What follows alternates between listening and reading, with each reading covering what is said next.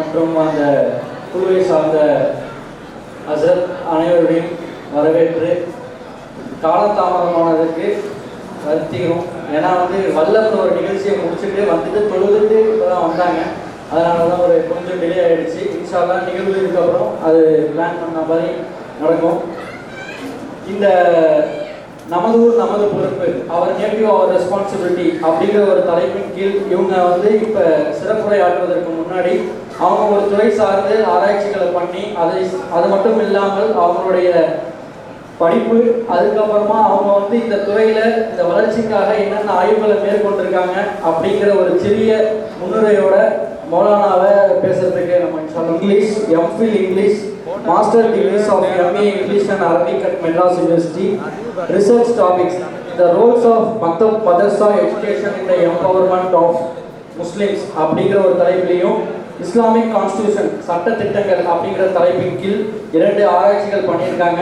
அதுக்கு அடுத்த ஆராய்ச்சியாக last year சொன்ன மாதிரி integrational sustainability development and the plan vision 2020 2070 அப்படிங்கிறதுல மலேசியா யூனிவர்சிட்டியில் அதுக்கான ஆய்வுகளை மேற்கொண்டிருக்காங்க. மற்றும் 50க்கும் மேற்பட்ட புத்தகங்களை எழுதியிருக்காங்க. எழுத்தாளரும் கூட.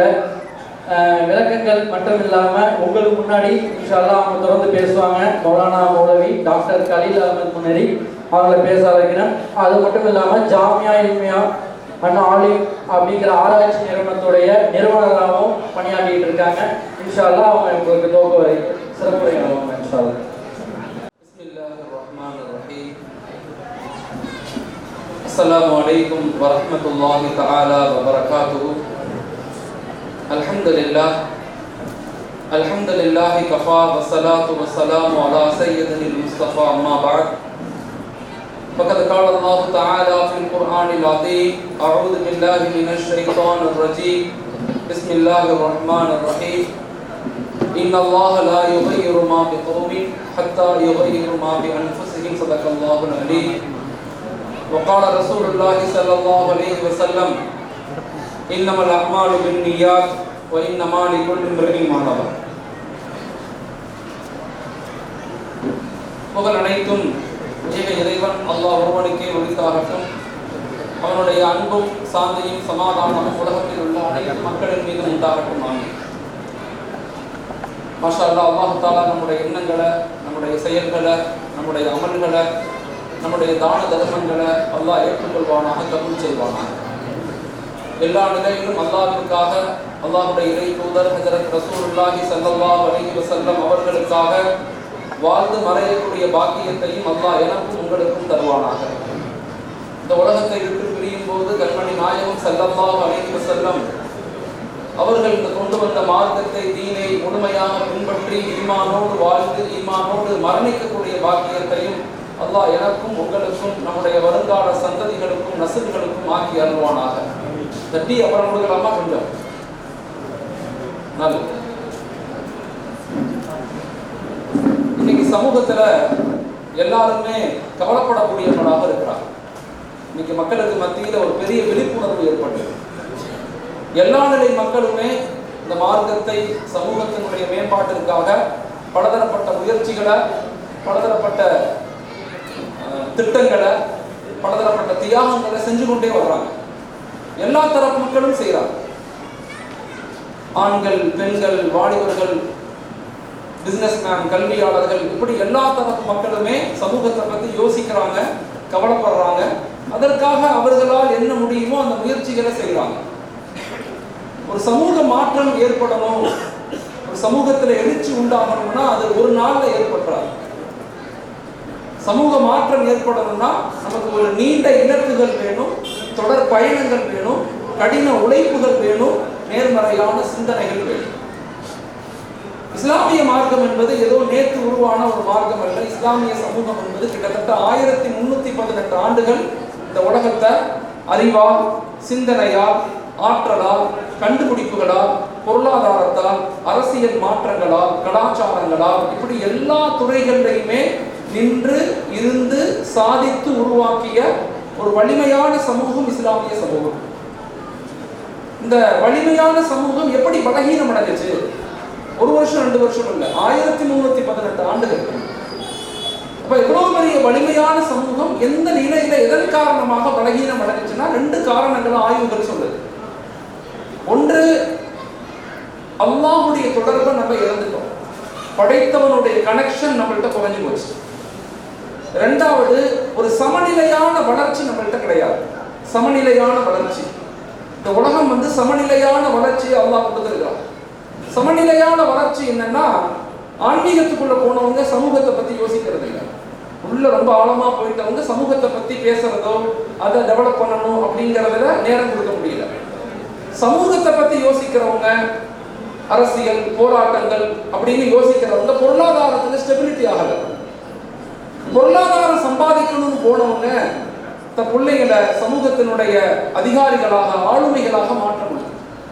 இப்போ இன்னைக்கு உள்ள ட்ரெண்ட் என்னன்னா, எல்லா பேரண்ட்டும் எல்லா மக்களுமே என் பிள்ளைங்களை டாக்டர் ஆக்கணும், இன்ஜினியர் ஆக்கணும், கலெக்டர் ஆக்கணும்னு ஆசைப்படுறாங்க. ஆனால் அவர் 2 ரூபாய் தொழுது சொன்னா தொழுது தெரியாது. அப்ப நம்ம சமநிலையான வளர்ச்சியில கிடையாது. ஒரு மரம் இருக்குன்னா அந்த மரத்தினுடைய வேறு எந்த அளவுக்கு ஸ்ட்ராங்கா இருக்கோ அந்த அளவு தான் தண்டு ஸ்ட்ராங்கா இருக்கும். ஒரு மரத்தினுடைய வேறு எந்த அளவுக்கு ஸ்ட்ராங்கா இருக்கோ அந்த அளவுக்கு தான் அதனுடைய கிளைகள் ஸ்ட்ராங்கா இருக்கும். ஒரு மரத்தினுடைய வேறு எந்த அளவுக்கு ஸ்ட்ராங்கா இருக்கோ அந்த அளவு தான் அதனுடைய கனிகளும் பழங்களும் விழிப்பானதாக இருக்கும். ஆனா வேறு கண்ணுக்கு தெரியுமான கண்ணுக்கு தெரியாது. மக்களுக்கு மத்தியில வலிமையான ஈமான கட்டமைக்காம ஒரு சமூக மாற்றத்தை, ஒரு சமூக எழுச்சியை நம்மளால உருவாக்கவே முடியாது. இது ஒரு பயான் நிகழ்ச்சி கிடையாது. நிறைய இளைஞர்கள் வந்திருக்கிறீங்க, இது ஒரு பயான் நிகழ்ச்சி கிடையாது. இது ஒரு கருத்தியல் சார்ந்த விஷயம். அடுத்த சமுதாயத்தை அடுத்த 10 வருஷம், 15 வருஷம், 20 வருஷம் கழிச்சு நம்முடைய வருங்கால இளம் தலைமுறைகளை எப்படி கட்டமைக்க போறோம், அதற்கு நம்முடைய ரெஸ்பான்சிபிலிட்டிஸ் என்ன, நம்முடைய பொறுப்புகள் என்ன, ஒரு சமநிலையான வளர்ச்சியை நோக்கி எப்படி சமூகத்தை நம்ம கொண்டு போகணும், அதற்கு பெண்களுடைய பொறுப்பு என்ன, அவங்களுடைய கடமைகள் என்ன, ஆண்களுடைய பொறுப்புகள் என்ன, கடமைகள் என்ன அப்படின்னு தெரிந்து நாம் நம்ம ஊரை, நம்முடைய பகுதியை, நம்முடைய மாவட்டத்தை, நம்முடைய நாட்டை ஒரு வலிமையான சமூக கட்டமைப்புள்ள பகுதியாக மாற்றணும்னா நம்ம அந்த கருத்தியல் சார்ந்து நிகழ்வுக்குள்ள போகணும். பயான்கள் நம்ம நிறைய கேட்கிறோம், ஆனா நம்ம இடத்துல மாற்றங்கள் ஏற்பட்டிருக்குதா? எதை நோக்கி நம்ம நகர போறோம்? இன்னைக்கு இந்த வேலையை ஏன் நம்ம எல்லாரும் ஒன்று சேர்ந்து நம்ம ஊரினுடைய வளர்ச்சிக்கு, நம்முடைய மஹல்லாவை, நம்முடைய ஊரை டெவலப் பண்ணணும் அப்படிங்கிற ஒரு இலக்கை நோக்கி ஏன் பயணிக்கணும் அப்படின்னு சொன்னா, இன்னைக்கு சமூகம், வருங்கால சமூகம் 4 விதமான ப்ராப்ளத்துக்குள்ள இருக்கிறாங்க. நமக்கு 4 விதமான ப்ராப்ளம் இருக்கு. நம்ம குழந்தைங்க, உங்க குழந்தைங்க, வருங்கால இளம் சமூகம், வாலிபர்கள், பெண்கள் எல்லாருமே இதை எதிர்கொள்றாங்க. அந்த எதிர்கொள்ளக்கூடிய பிரச்சனைகளை அறிந்து நம்ம சரியான முறையில் அதுக்கு நம்ம தீர்வுகளை கொடுக்கலன்னு சொன்னா நிச்சயமாக ஒரு வலிமையான சமூக கட்டமைப்பை ஏற்படுத்த முடியாது. ஒன்று, நம்ம எதிர்கொள்ளக்கூடிய முதல் பிரச்சனை என்னன்னா கல்ச்சரல் டிக்ளைன், கலாச்சார சீர்கேடு. கல்ச்சரலி நம்முடைய குழந்தைங்க இன்னைக்கு பாதிக்கப்பட்டு கொண்டிருக்கிறாங்க. அவங்க பார்க்குற படங்கள், நாடகங்கள், நெட்ஃப்ளிக்ஸ், சோசியல் மீடியா, கேம்ஸ், அசிங்கமான படங்கள், இதன் மீது ரொம்ப ஈர்க்கப்பட்டு அவர்கள் மிக மோசமான நிலைக்கு தள்ளப்பட்டு கொண்டிருக்கிறார்கள். அவர்களை சரியான முறையில் மீட்டெடுக்க வேண்டிய பொறுப்பு நமக்கு இருக்கு. இது முதல் பிரச்சனை.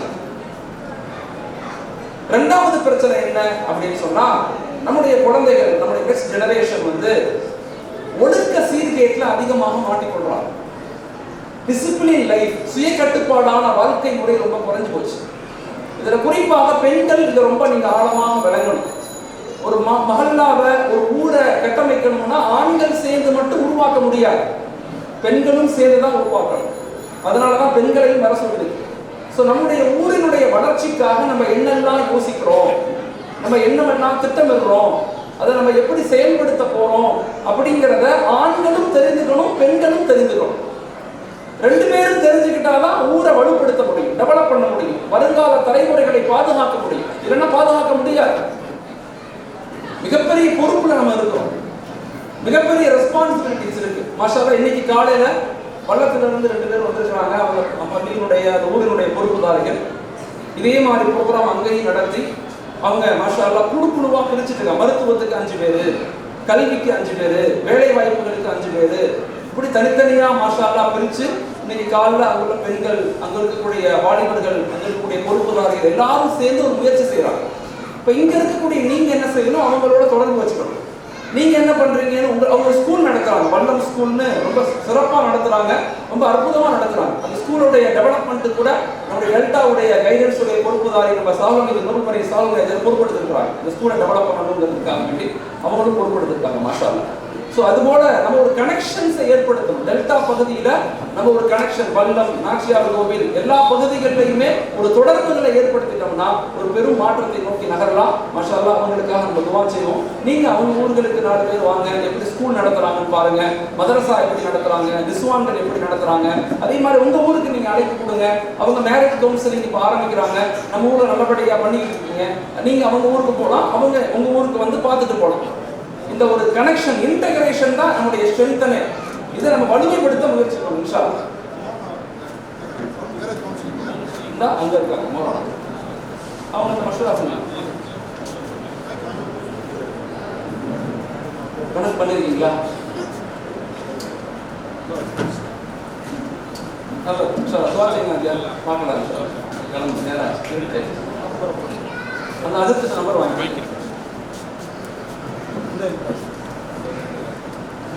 நம்ம அந்த இது மடிப்பாங்க, 10 இமேஜ் இருக்குல்ல, அதை போட்டு விடுங்க.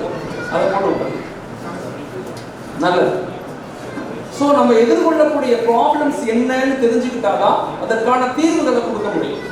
இன்னைக்கு எல்லாத்துக்குமே கவலை இருக்கு, எல்லாரும் முயற்சி செய்யறோம், எல்லாரும் பயணிக்கிறோம், எல்லாரும் தியாகம் செய்கிறோம். ஆனா எந்த திட்டம் என்ன, நம்முடைய திட்டம் என்ன?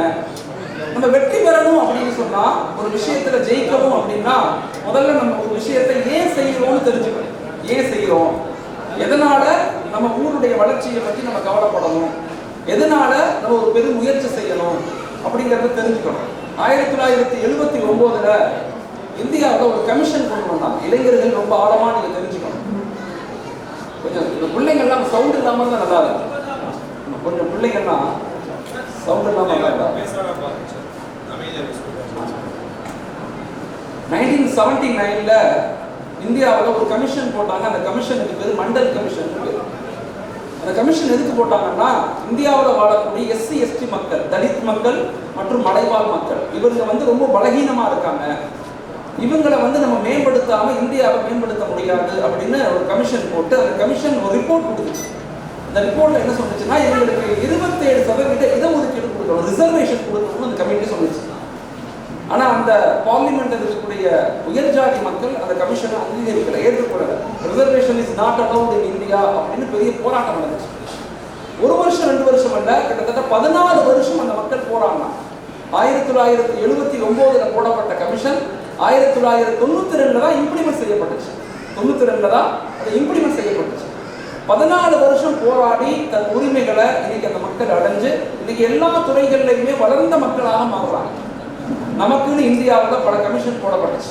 2005 மிக முக்கியமான commission Sachar committee, 2010 2008 Ranganathan Mishra committee, திரும்பி 2010 குண்டு கமிட்டி, திரும்பி 2012 13 மாதவ மேனன் கமிட்டி. இந்த கமிட்டி என்ன சொன்னுச்சுன்னா, முஸ்லிம்கள் மிகவும் பலகீனமா இருக்காங்க, அவர்களுக்கு இடஒதுக்கீடு இருக்கணும், அவங்களை மேம்படுத்தணும், கல்வியில, பொருளாதாரத்துல, சமூக நிலையில அவங்களை மேம்படுத்தணும் அப்படின்னு சொல்லி இந்த கமிட்டி சொல்லுச்சு. 4 கமிஷன் போட்டும் இன்னைக்கும் இஸ்லாமிய சமூகம் இந்தியாவில் இன்னும் பலகீனமாக தான் இருக்கு. காரணம் என்ன? அதை டெவலப் பண்றதுக்கு, அதை அறிந்து கொண்டு அதை சமூக கட்டமைப்பை நோக்கி நகர்த்துறதுக்கு இங்க யாருமே இல்லை. ஒவ்வொரு ஊர்களும் இன்னுமே அரசு நமக்கு கமிஷன்லாம் போடாது. ஒவ்வொரு ஊர்களும் நமது ஊர் நமது பொறுப்பு அப்படிங்கிற ஒரு ஆழமான கருத்தியலை எடுத்துக்கொண்டு ஒரு 10 விஷயங்கள் நம்ம பயணிக்கிறோம். 10 விஷயங்களை நம்ம செயல்படுத்துறதுக்கு பயணிக்கிறோம். அந்த 10 விஷயங்களை ஏன் செயல்படுத்தணும்னா, நம்முடைய சமுதாயம் மிகவும் பலகீனமா இருக்காங்க. ஒன்று, கலாச்சார ரீதியாக பலகீனம், 2வது ஒழுக்க ரீதியாக பலகீனமாக இருக்கிறோம், 3வது உடலியல் ரீதியாக ஆரோக்கியமான சமூகமாக நம்ம இல்லை, 100 பேத்துல 36 முஸ்லிம்கள் மிகப்பெரிய நோயாளிகளாக இருக்கிறாங்க, 4வது mental health disorder, mind set ரீதியாக நம்ம பலகீனமா இருக்கோம். இப்போ சமூகத்தை உருவாக்கணும் அப்படின்னா மென்டலி, பிசிக்கலி அண்ட் சோசியலி, மன ரீதியாக, உடல் ரீதியாக, சமூக ரீதியாக, இந்த 3 நிலையிலையுமே நாம நம்முடைய வருங்கால சந்ததிகளை கட்டமைப்பதற்கு, உருவாக்குறதுக்கு பெரிய முயற்சிகள் செய்யணும். அதுதான் இந்த கூட்டத்தினுடைய அடிப்படையான நோக்கம். அதை உங்கள் ஊர் மக்கள் நீங்கள் பொறுப்படுத்தி குழு அமைச்சு நம்ம எப்படி செய்யலாம், மருத்துவத்துக்கு என்ன செய்யலாம், எஜுகேஷனுக்கு என்ன செய்யலாம், வறுமை ஒழிப்புக்கு என்ன செய்யலாம், ஒவ்வொரு துறைகள்லையும் என்னென்ன நம்ம செய்யணுமோ அதை சரியான முறையில் திட்டமிட்டு நம்ம செஞ்சுட்டோம்னா ஒரு பெரும் மாற்றத்தை நம்ம ஏற்படுத்த முடியும். அல்ஹம்துலில்லாஹ். இப்போ செய்வது என்பது அவசியமானது. இனிமேலும் நம்ம செய்யாமல் விட்டுட்டோம் அப்படின்னா இன்னைக்கு நார்த்துடைய நிலைமைகள் நமக்கு எல்லாமே தெரியும். எப்படி இருக்கிறாங்க அந்த மக்களுடைய நிலைமைகள் எப்படி இருக்கு. நம்ம நல்லா இருக்கும் போதே நம்ம நன்றாக உருவாகிறோம். நம்ம பலகீனப்பட்ட பிறகு நம்மளால உருவாக முடியாது. இன்னைக்கு நாச்சியார் கோவில் நல்ல ஊர் தான், நிறைய மக்கள் இருக்காங்க, நல்ல செல்வந்தர்கள் இருக்காங்க, உதவி செய்யக்கூடிய மக்கள் இருக்காங்க, நிறைய இளைஞர்கள் இருக்கீங்க. நீங்க நல்லா இருக்கும் போதே இன்னும் எப்படி உங்களை மேம்படுத்தணும், இன்னும் எப்படி உங்களை உருவாக்கி கொள்ளணும், உங்களை இன்னும் எப்படி நீங்க வலிமையாக மாற்றிக்கொள்ளணும் அப்படிங்கிற தெளிவான திட்டமிடுதலும் தெளிவான பயணங்களும் உங்களுக்கு தேவை.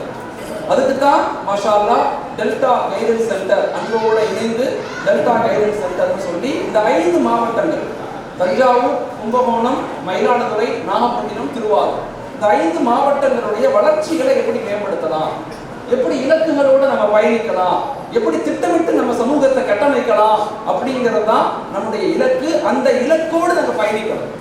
திட்டம் இல்லாம இலக்குகள் இல்லாம ஒரு மாற்றங்களை ஏற்படுத்த முடியாது. நம்முடைய முதல் திட்டம் என்னன்னா அனைவருக்கும் குர்ஆன், மக்களை வலிமையான ஈமானுடைய மக்களாக மாற்றணும். அதுதான் நம்முடைய முதல் பகுதி. உதாரணத்துக்கு இந்த பகுதியில் இருக்கக்கூடிய மக்கள் வளர்ச்சி அடையணும், மேம்படணும் அப்படின்னு சொன்னா முதலாவதாக நம்ம இன்சிஸ்ட் பண்ண வேண்டிய, கவலைப்பட வேண்டிய விஷயம் வலிமையான ஈமான மக்கள்கிட்ட கொண்டு போய் சேர்க்கணும். நான் தாய்மார்களுக்கு வந்திருக்கிற பெண்களுக்கு நான் சொல்றேன், ஆண்களுக்கு எவ்வளவு சமூகத்தின் மீது கவனம் இருக்குதோ, முக்கியத்துவம் இருக்குதோ, அதை விட அதிகப்படியான முக்கியத்துவம் கவனமும் பெண்கள் எடுக்கணும். பெண்கள் நீங்க ஒரு வலிமையான ஈமானுள்ள சமூகத்தை உருவாக்காத வரைக்கும் வெறுமன அறிவு, வெறுமன பொருளாதாரம், வெறுமன கல்வி ஒரு சமூக மாற்றத்தை ஒருபோதும் ஏற்படுத்த முடியாது. இது ரொம்ப ஆழமா நீங்க புரிஞ்சுக்கணும். இதுதான் பேஸ், அடிப்படை. நான் முதல்ல சொன்ன மாதிரி வேறு ஸ்ட்ராங்கா இருந்தாதான் ஒரு மரம் நல்ல மரமாக இருக்கும். இப்ப வேறு என்ன, இன்னைக்கு உள்ள பிரச்சனைகளை, சமூகத்தினுடைய சூழல்களை, சமூகத்தினுடைய குழப்பங்களை நம்ம எதிர்த்து நிற்கணும்னா எங்களுக்கு புஜபலமும் புத்தி பலமும் மட்டும் போதாது, ஆன்மீக பலம் வேணும். அல்லாஹ்வுடைய தொடர்பு எங்களுக்கு சரியாகும், குர்ஆனுடைய தொடர்பு எங்களுக்கு இருக்கணும், நபியினுடைய முஹப்பத் நமக்கு இருக்கணும். நம்முடைய முன்னோர்கள் இந்த உலகத்தை 1318 ஆண்டுகள் நிர்வகிச்சாங்க அப்படின்னா வெறுமன ஆள் பலத்தை கொண்டு, ஆயுத பலத்தை கொண்டு, வெறுமன பொருள் பலத்தை கொண்டு கட்டமைக்கல, ஆன்மீக பலத்தை கொண்டு கட்டமைச்சாங்க. ஒரு வருங்கால சமூகம் கட்டமைக்கப்படணும் அப்படின்னா தயவு செய்து நம்ம ஒன்று ஆழமா புரிந்து கொள்ளணும். நம்முடைய வருங்கால சந்ததிகளை அல்லாஹோடு, குர்ஆனோடு, நபியினுடைய முஹப்பத்தோடு உருவாக்காத வரைக்கும் ஒருபோதும் சமூக மாற்றம், சமூக எழுச்சி ஏற்படாது. இரண்டாவது நம்முடைய திட்டம் என்னன்னா வறுமை ஒழிப்பு. மஹல்லா மேம்பாட்டு குழுவினுடைய 2வது பொறுப்பு என்ன? இப்ப நாச்சியார் கோவில்ல எத்தனை குடும்பங்கள்? ஒரு 500 குடும்பம் இருக்கிறாங்க, 600 குடும்பம் இருக்கிறாங்கன்னா நிச்சயமாக எல்லா இடங்கள்லையும் வறுமை கோட்டுக்கு கீழே கஷ்டப்படக்கூடிய ஃபேமிலிஸ் இருப்பாங்க. அப்ப நம்ம ஒரு திட்டமிடணும். அடுத்த 1 வருஷத்துல, அடுத்த 2 வருஷத்துல, அடுத்த 3 வருஷத்துல வறுமை இல்லா நாச்சியார் கோவிலை நாங்கள் உருவாக்குவோம். வறுமை கோட்டுக்கு கீழே யாரும் இருக்கக்கூடாது. அவங்களை நம்ம எப்படி மேம்படுத்த போறோம், அவங்களுக்கு எப்படி உதவி செய்ய போறோம். வறுமையை ஒழிக்கிறதுக்கு 4 ப்ராசஸ் இருக்கு. இந்த டீமுக்கு நம்ம கைட் பண்ணுவோம் என்னென்ன பண்ணணும்னு சொல்லி. 4 ப்ராசஸ் இருக்கு. முதல் ப்ராசஸ், சில குடும்பங்கள்ல யாருமே இல்லாம இருப்பாங்க, கணவர் மனைவி இருப்பாங்க, வயதான மக்களாக இருப்பாங்க, சாப்பாட்டுக்குள்ள வழி இல்லாம சில ஃபேமிலிஸ் இருக்கலாம்.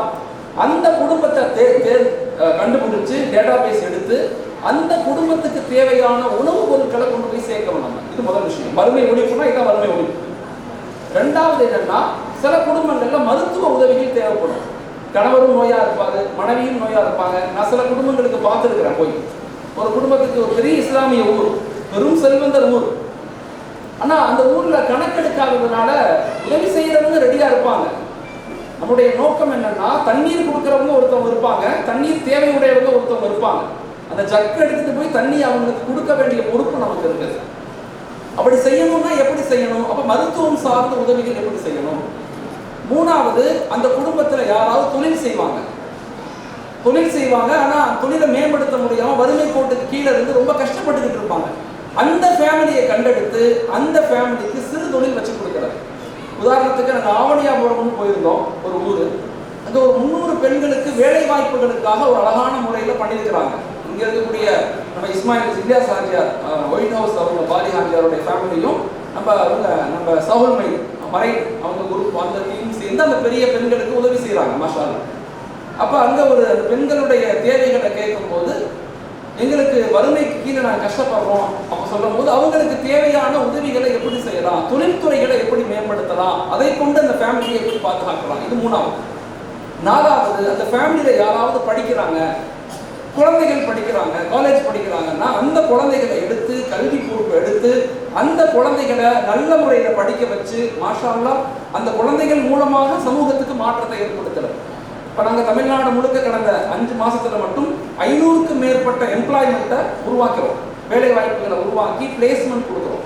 நிறைய மாணவர்கள் பிளேஸ்மெண்ட்டுக்கு போகிறாங்க. வீட்டில் ஒரு மாணவன் கொஞ்சம் கஷ்டப்பட்டு படித்து கொஞ்சம் டெவலப் ஆகிட்டாங்கன்னு சொன்னால் மாஷா அல்லாஹ் அந்த குடும்பம் வறுமையிலிருந்து வீட்டுக்கு எடுக்கப்படும். ஸோ வறுமை ஒழிப்புங்கிறது மிக முக்கியமான விஷயம். நம்ம ஊரில் செய்ய வேண்டிய மிக முக்கியமான பகுதி. உணவில்லாமல் யாரும் இறந்து போயிடக்கூடாது, உணவில்லாமல் யாரும் கஷ்டப்படக்கூடாது. இந்த மார்க்கத்தில் தான் உலகத்தில் இல்லாத முறைகள் இருக்கு. ஜக்காத் இருக்கு, சுதக்காக்கள் இருக்கு, நஃபக்காக்கள் இருக்கு. இது மாதிரி பலதரப்பட்ட விஷயங்கள் நமக்கு இருக்குது. இருந்தும் நம்ம ஊர்ல எப்படி கஷ்டப்படுறாங்க மக்கள், வறுமை கோட்டு கீழே எப்படி போனாங்க அப்படிங்கிறத கண்டறிஞ்சு அவங்களுக்கு என்ன உதவி செய்யணும். இது 2வது திட்டம். 3வது திட்டம், ஒரு ஆரோக்கியமான சமூகத்தை உருவாக்கணும். ஆரோக்கியமான சமூகத்தின் மீது ரொம்ப கவனம் செலுத்தணும். ஒன்று இருக்குது மருத்துவ உதவிகள் செய்கிறது, இன்னொன்று இருக்குது மருத்துவமனையினுடைய மருத்துவம் இல்லாத இன்னைக்கு தேவையான ஆரோக்கியத்தினுடைய விழிப்புணர்வை சமூகத்துக்கு கொடுக்கிறது. நான் குறிப்பாக பெண் சமூகம், தாய்மார்கள் மற்றும் சகோதரிகளுக்கு சொல்லிக் கொள்றேன்.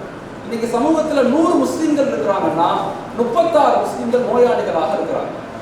எல்லா ஹாஸ்பிட்டல்லையுமே அதிகமான நோயாளிகள் முஸ்லிம்களாக இருக்கிறாங்க. தயவு செய்து இதன் மீது கவனம் செலுத்தும். ஆரோக்கியமான வாழ்க்கை இருந்தாதான் நம்மளால சரியான சமூகத்தை உருவாக்க முடியும்.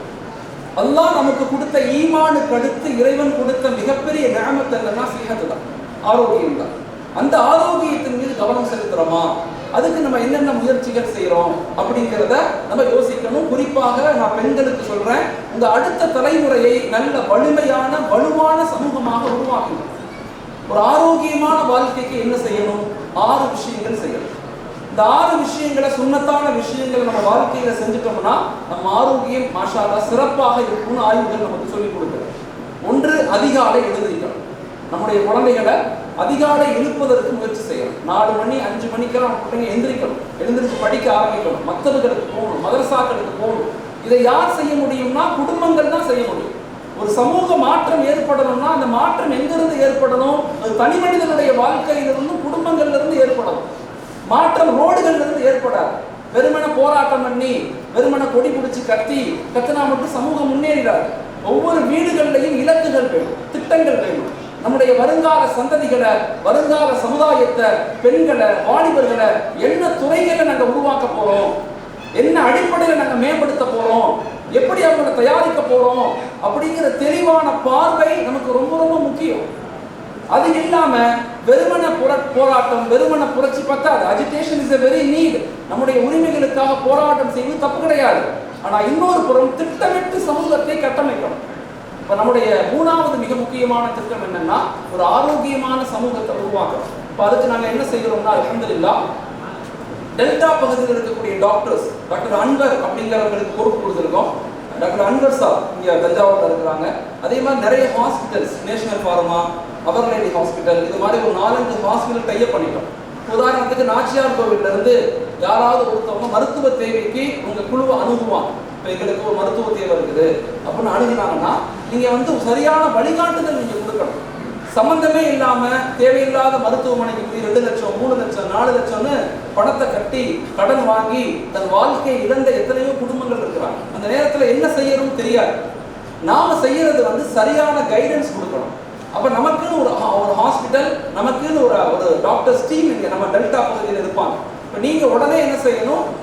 மக்கள் தேவைகளை உடனே நாச்சியார் கோவில் மஹல்லா மேம்பாட்டு குழுக்கு கால் பண்ணுவாங்க. மருத்துவ டீம் நீங்க வச்சிருக்கோம், அந்த குழுக்கு கால் பண்ணுவாங்க. இது மாதிரி எங்களுக்கு இப்படி ஆயிடுச்சு, ஹார்ட் டாக்டர் பிரச்சனை அப்படின்னு சொன்ன உடனே என்ன செய்வாங்க? உடனே அவங்க அந்த டாக்டருக்கு கால் பண்ணுவாங்க. இது மாதிரி ஒரு பேஷண்ட் வர்றாங்க, நீங்க என்ன செய்யணும்? உடனே டாக்டர் அன்வர் அந்த டீம் என்ன செய்வாங்கன்னா இந்த ஹாஸ்பிட்டலுக்கு போங்க, இங்கே போங்க, இப்படி செய்யுங்க, இந்த மருத்துவம் எடுத்துக்கங்க அப்படின்னு சரியான கைடன்ஸ் கொடுக்கணும். ஏன்னா இப்போ சமீபத்தில் அவர் லேடி ஹாஸ்பிட்டலில் இப்போ தஞ்சாவூர் இந்த பக்கத்தெல்லாம் நிறைய பேஷண்ட் வர்றாங்க. இப்போ அவங்களுக்கு சொல்லும் போது மாஷா அல்லாஹ் 1.5 லட்சம் ரூபா 2 லட்சம் ரூபா ஆப்ரேஷன்ஸ் மருத்துவத்தை வெறுமனே 15,000 20,000க்கு முடிச்சு கொடுக்குறது. காப்பீட்டு திட்டத்தின் மூலமாக அரசனுடைய காப்பீட்டு தொகையை சரியான முறையில் வாங்கி தரது. 3 லட்சத்திலிருந்து 5 லட்சம் வரை காப்பீட்டு தொகை இருக்கு. நம்முடைய மஹல்லாவில் எத்தனை குடும்பங்கள் காப்பீட்டு தொகைக்கு நம்ம அப்ளை பண்ணியிருக்கோம் தெரியாது. எத்தனையோ குடும்பங்கள் ரொம்ப இலகுவான முறையில் அரசு பண்ணி கொடுக்குது. அதை சரியான முறையில் மக்களுக்கு அந்த காப்பீட்டு அட்டை எடுத்து கொடுக்கறது, அந்த காப்பீட்டு முறைகளை எப்படி அப்ளை பண்ணி கொடுக்கறது, அதற்கு உண்மையான தேவைகள் என்ன, இதெல்லாம் நம்ம ஆல்ரெடி பண்ணி வைக்கணும். அப்படி வச்சா மட்டும்தான் நம்ம ஊருடைய அதாவது செல்வந்தர்கள் எங்க வேணாலும் பார்த்துக்குவாங்க, எங்கேயாவது ஹாஸ்பிட்டலுக்கு போய் பார்த்துக்குவாங்க. ஏழைகள், கஷ்டப்படுறவங்க, இல்லாதவங்க, மிடில் கிளாஸ் பீப்புள், அவங்களுக்கு எங்க போறதுன்னு தெரியாது. திடீர்னு ஒரு மருத்துவ உதவி வந்தால் யார்கிட்ட கேட்கறது, என்ன கேட்கறதுன்னு தெரியாது. அதுக்காக என்ன செய்யறோம்னா இங்க இருக்கக்கூடிய ஹாஸ்பிட்டலை டைப் பண்ணி மருத்துவ டீம் ஒன்று உருவாக்கி அந்த மருத்துவ குழு சரியான முறையில் அணுகும் போது ஈஸியா பண்ணி கொடுக்கறதுக்கு வாய்ப்புகள் இருக்கு. தனிப்பட்ட முறையில் டாக்டர்ஸ் டீம், ஹாஸ்பிட்டல்ஸ் எல்லாமே இணைக்கிறோம். இந்த இன்டகிரேஷன் தான் இன்னைக்கு சமூகத்துக்கு தேவை.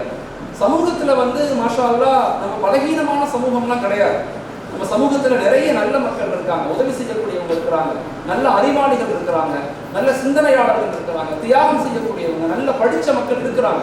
ஆனா நம்ம இடத்துல ஒற்றுமையெல்லாம் இருக்குது, நம்ம இடத்துல இன்டகிரேஷன், ஒருங்கிணைப்பு கிடையாது. அந்த ஒருங்கிணைப்பை நம்ம உருவாக்கிட்டோம்னா ஒரு பெரும் மாற்றத்தை நம்மளால ஏற்படுத்த முடியும். இது ஒண்ணு இப்படி மருத்துவ உதவிகள் செய்யறது.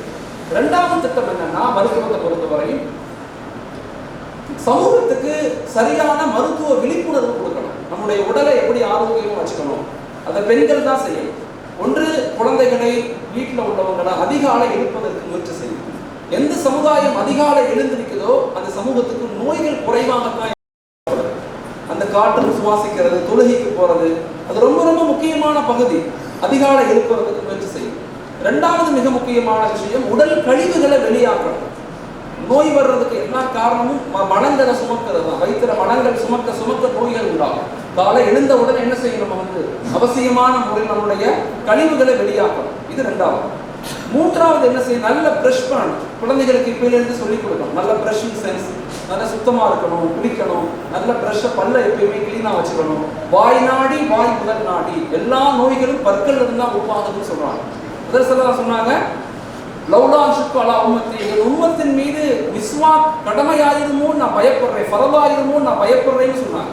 அந்த அளவுக்கு பிரஷிங்ல இஸ்லாம் முக்கியத்துவம் கொடுக்குது. அதனால நிறைய பற்களை எப்பயுமே குழந்தைகிட்ட சொல்லி காலையில சாயந்தரம் இரவு படுக்கிறதுக்கு முன்பதாக பற்களை கிளீனா வச்சுக்கோங்க, நோய் நொடிகள் வராது. எல்லா நோய்களுக்கும் காரணம் பற்கள்னு ஆய்வுகள் சொல்லுது. 4வது நல்ல உடற்பயிற்சி செய்கிறது. இதெல்லாம் ஆரோக்கியத்துக்கு அடிப்படை. நிறைய மக்கள் இன்னைக்கு இளம் மக்கள் 30 வயசு 35 வயசுலலாம் முட்டி வலி, கால் வலி, நடக்க முடியல அப்படின்னு ஆயிடும். என்ன காரணம், நம்முடைய சாப்பிட்ற முறைக்கும் நம்முடைய உடற்பயிற்சி முறைக்கும் சம்பந்தமே இல்லை. நீங்க நினைக்கலாம் சமூக கட்டமைப்புங்கிறது எல்லா துறையிலையும் சமூகத்துக்கு விழிப்புணர்வு கொடுக்கணும். ஒரு சமூகத்துல நிறைய அறிவு இருக்கு, ஒரு சமூகத்துல நிறைய காசு பணம் இருக்கு, ஆனா ஆரோக்கியம் இல்லைன்னா அந்த காசை கொண்டும் அந்த அறிவை கொண்டும் எந்த பயனும் இல்லை. தயவு செய்து ஆரோக்கியத்தின் மீது ரொம்ப கவனம் செலுத்துது, ரொம்ப முக்கியத்துவம் கொடுக்குது. அப்ப என்ன செய்யணும், 5வது 4வது உடற்பயிற்சி. 5வது நல்ல உணவுகளை சாப்பிடுறது. நான் இளைஞர்களுக்கு சொல்லிக் கொடுப்பேன், தயவு செய்து கண்ட உணவுகளை சாப்பிடாதீங்க. இரவு நேரங்களில் பிரியாணியை சுர வச்சு சாப்பிடாதீங்க. இதெல்லாம் கொஞ்சம் குறைச்சிக்கணும். நல்ல புரதமான உணவுகள், நட்ஸுகள், சீடு, விதைகள், காய்கறிகள், பழங்கள், இப்படிப்பட்ட சில உணவுகளை வாழ்க்கையில எடுத்துக்கணும். கண்ட சிக்கனை கண்ட இடங்கள்ல சாப்பிட்றதுனால பெரும் பாதிப்புகள் ஏற்படும். தயவு செய்து இளைஞர்கள் இதற்கு கவனமாக இருக்கு. நான் ஆய்வின் அடிப்படையில் சொல்றேன், ஆரோக்கியத்துல பலகீனம் அடைஞ்சிட்டோம்னா எதுவுமே கிடைக்காது. எந்த இதையும் உருவாக்க முடியாது, எதையுமே தயாரிக்க முடியாது, எதையும் கட்டமைக்க முடியாது. அதனால உணவுகள் மீது கவனமாக இருக்கு. 6வது இரவு 10 மணிக்குள்ள படுக்கணும். ஒரு ஆரோக்கியமான வாழ்க்கை கிடைக்கணும்னா தயவு செய்து 10 மணிக்குள்ள படுக்கணும். ஆய்வு என்ன சொல்றதுன்னா, ஒரு மனிதனுடைய உடல்ல ஒரு சுரப்பி உண்டாகும். அது 10:30 மணிலிருந்து 11 மணி வரைக்கும் தான் சுரப்பி உண்டாகும். அதுதான் மனிதனை பிரிஸ்கா வச்சுக்கும், சிந்தனை ஆற்றலை கொடுக்கும், உடலை பலப்படுத்தும். அந்த என்சைம், அந்த கெமிக்கல் ரியாக்ஷன் எப்போ ஏற்படும்னா ஒரு மனிதனுக்கு 10:30 மணிலிருந்து 11:30 12க்குள்ள தான் ஏற்படும். அது இருட்டுக்குள்ள தான் ஏற்படும், வேற எந்த நிலையிலும் அது ஏற்படும். அல்லாஹ் அப்படி கொடுக்கல. அந்த நம்ம மாணவர்கள் எத்தனை மணிக்கு நம்முடைய பிள்ளைங்க படுக்கிறாங்க? 10 மணிக்கு, 11 மணிக்கு, 12 மணிக்கு படுக்கிறாங்க. எல்லா இஸ்லாமிய ஊர்களையும் இந்த ப்ராப்ளம். அந்த முக்கத்தில் 10 பேரா நிற்பான், என்ன பேசுறான்னு தெரியாது. 10 பேரா நிற்பான். அந்த முக்கத்தில் 10 பேர். நான் வரும்போது கூட பார்த்தேன் சில ஊர்கள். அந்த முக்கத்தில் 10 பேர், இந்த முக்கத்தில் 10 பேர், இந்த முக்கத்தில் 10 பேர். சமூக கட்டமைப்பை எப்படி ஏற்படுத்த முடியும்? நம்ம நினைக்கிறோம் ஜாலியா இருக்கிறோம், என்ஜாய் பண்றோம். இஸ்லாம் ஒருபோதும் என்ஜாய்மெண்ட்டை, ஜாலியை தடுக்கல. இஸ்லாம் என்ன சொல்றது? ஒரு கட்டுப்பாடான வாழ்க்கையை வாழு. நான் ஒரு வீட்டுக்கு போனேன். காலையில் கூட அந்த வீட்டுக்கு நான் சொன்னேன். ஒரு கிறிஸ்துவ வீடர், என் ஃப்ரெண்ட். அவர் கவர்மெண்ட் அஃபீஷியலாக இருக்காரு. அவர் மனைவியும் கவர்மெண்ட் டிபார்ட்மெண்ட்டில் ஒர்க் பண்ணுறாங்க. அவங்க வீட்டுக்கு போகிறேன். நைட்டு அந்த தங்கக்கூடிய சூழ்நிலை எனக்கு ஏற்பட்டுருச்சு. நைட்டு தங்குறோம். மகரிப் பிறகு நான் தொழுதுக்கிறேன். எனக்காக தனி ரூமு, கைலி எல்லாம் கொடுக்குறாங்க அவங்க தொழுதிக்காக. தொழுது முடிச்சுட்டு நான் உட்காந்துருக்கிறேன். கிட்ட 7:30 மணி 7:45 மணி இருக்கும். அவங்களுடைய மனைவி, என் ஃப்ரெண்டுடைய மனைவி, தன் 3 பிள்ளைகளையும் கூட்டிக்கிட்டு கொஞ்சம் சாப்பாடு எடுத்துக்கிட்டு அவங்க ரூமுக்குள்ளே போகிறாங்க. போய் லாக் பண்ணுறாங்க ரூமை. நான் கேட்டேன், என்ன பிரதர் உங்கள் மனைவி போயிட்டாங்க, நம்ம எப்போ சாப்பிடுவோம் அப்படின்னு கேட்டேன். இல்லை எங்கள் வீட்டினுடைய ரூல்ஸ் என்னென்னா 7:30 மணிலேருந்து 8:15 பிள்ளைங்களுக்கு சாப்பாடு கொடுத்துறோம். ஒரு குடும்பம் எப்படி கட்டமைக்கப்படுதுன்னு நம்ம யோசிக்கிறோம். நம்ம ஏன் பலகீனப்பட்டுட்டோம் அப்படின்னா எதையுமே பின்பற்றுறது இந்த வாழ்க்கையில். நான் சொல்றது எல்லாமே இஸ்லாமிய மார்க்கம் நமக்கு சொல்லக்கூடிய அறிவுரைகள். The most authenticated and organized religious only Islam. உலகத்திலேயே ஆதாரபூர்வமான ஒரு சிஸ்டமேட்டிக் மார்க்கம் இஸ்லாமிய மார்க்கம். நம்ம கூட அல்லாஹ் இருக்கிறான், நமக்கு குர்ஆன் இருக்கு.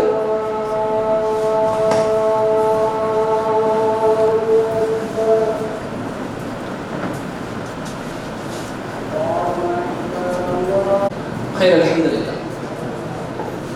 ஸோ அந்த குடும்பத்தில் நைட்டு இரவு தங்கக்கூடிய சூழ்நிலை.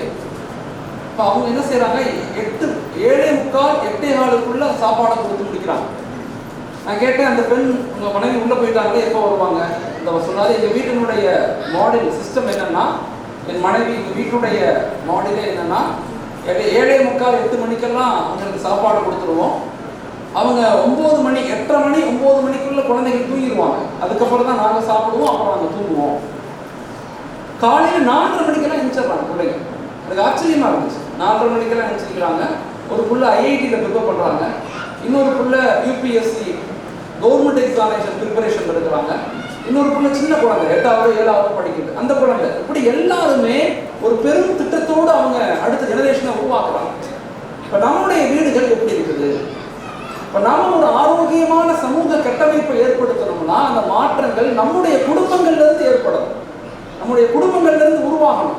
அப்போதான் நாம ஒரு வலிமையான சமூக கட்டமைப்பை ஏற்படுத்த முடியும். அதனால 3வது நம்முடைய மிக முக்கியமான விஷயம், ஒரு ஆரோக்கியமான சமூகத்தை நம்ம உருவாக்கணும். அந்த ஆரோக்கியத்திற்கு ஹெல்த் டீம் நம்ம இன்ஷால்லா நாச்சியார் போன்றவனை உருவாக்கி அந்த ஹெல்த் டீம் எப்படி செயல்படணும், எப்படி உதவிகள் செய்யலாம், ஹெல்த் கைடன்ஸ் எப்படி கொடுக்கலாம் அப்படிங்கிறது அந்த டீமுக்கு பயிற்சி கொடுக்கப்படும்.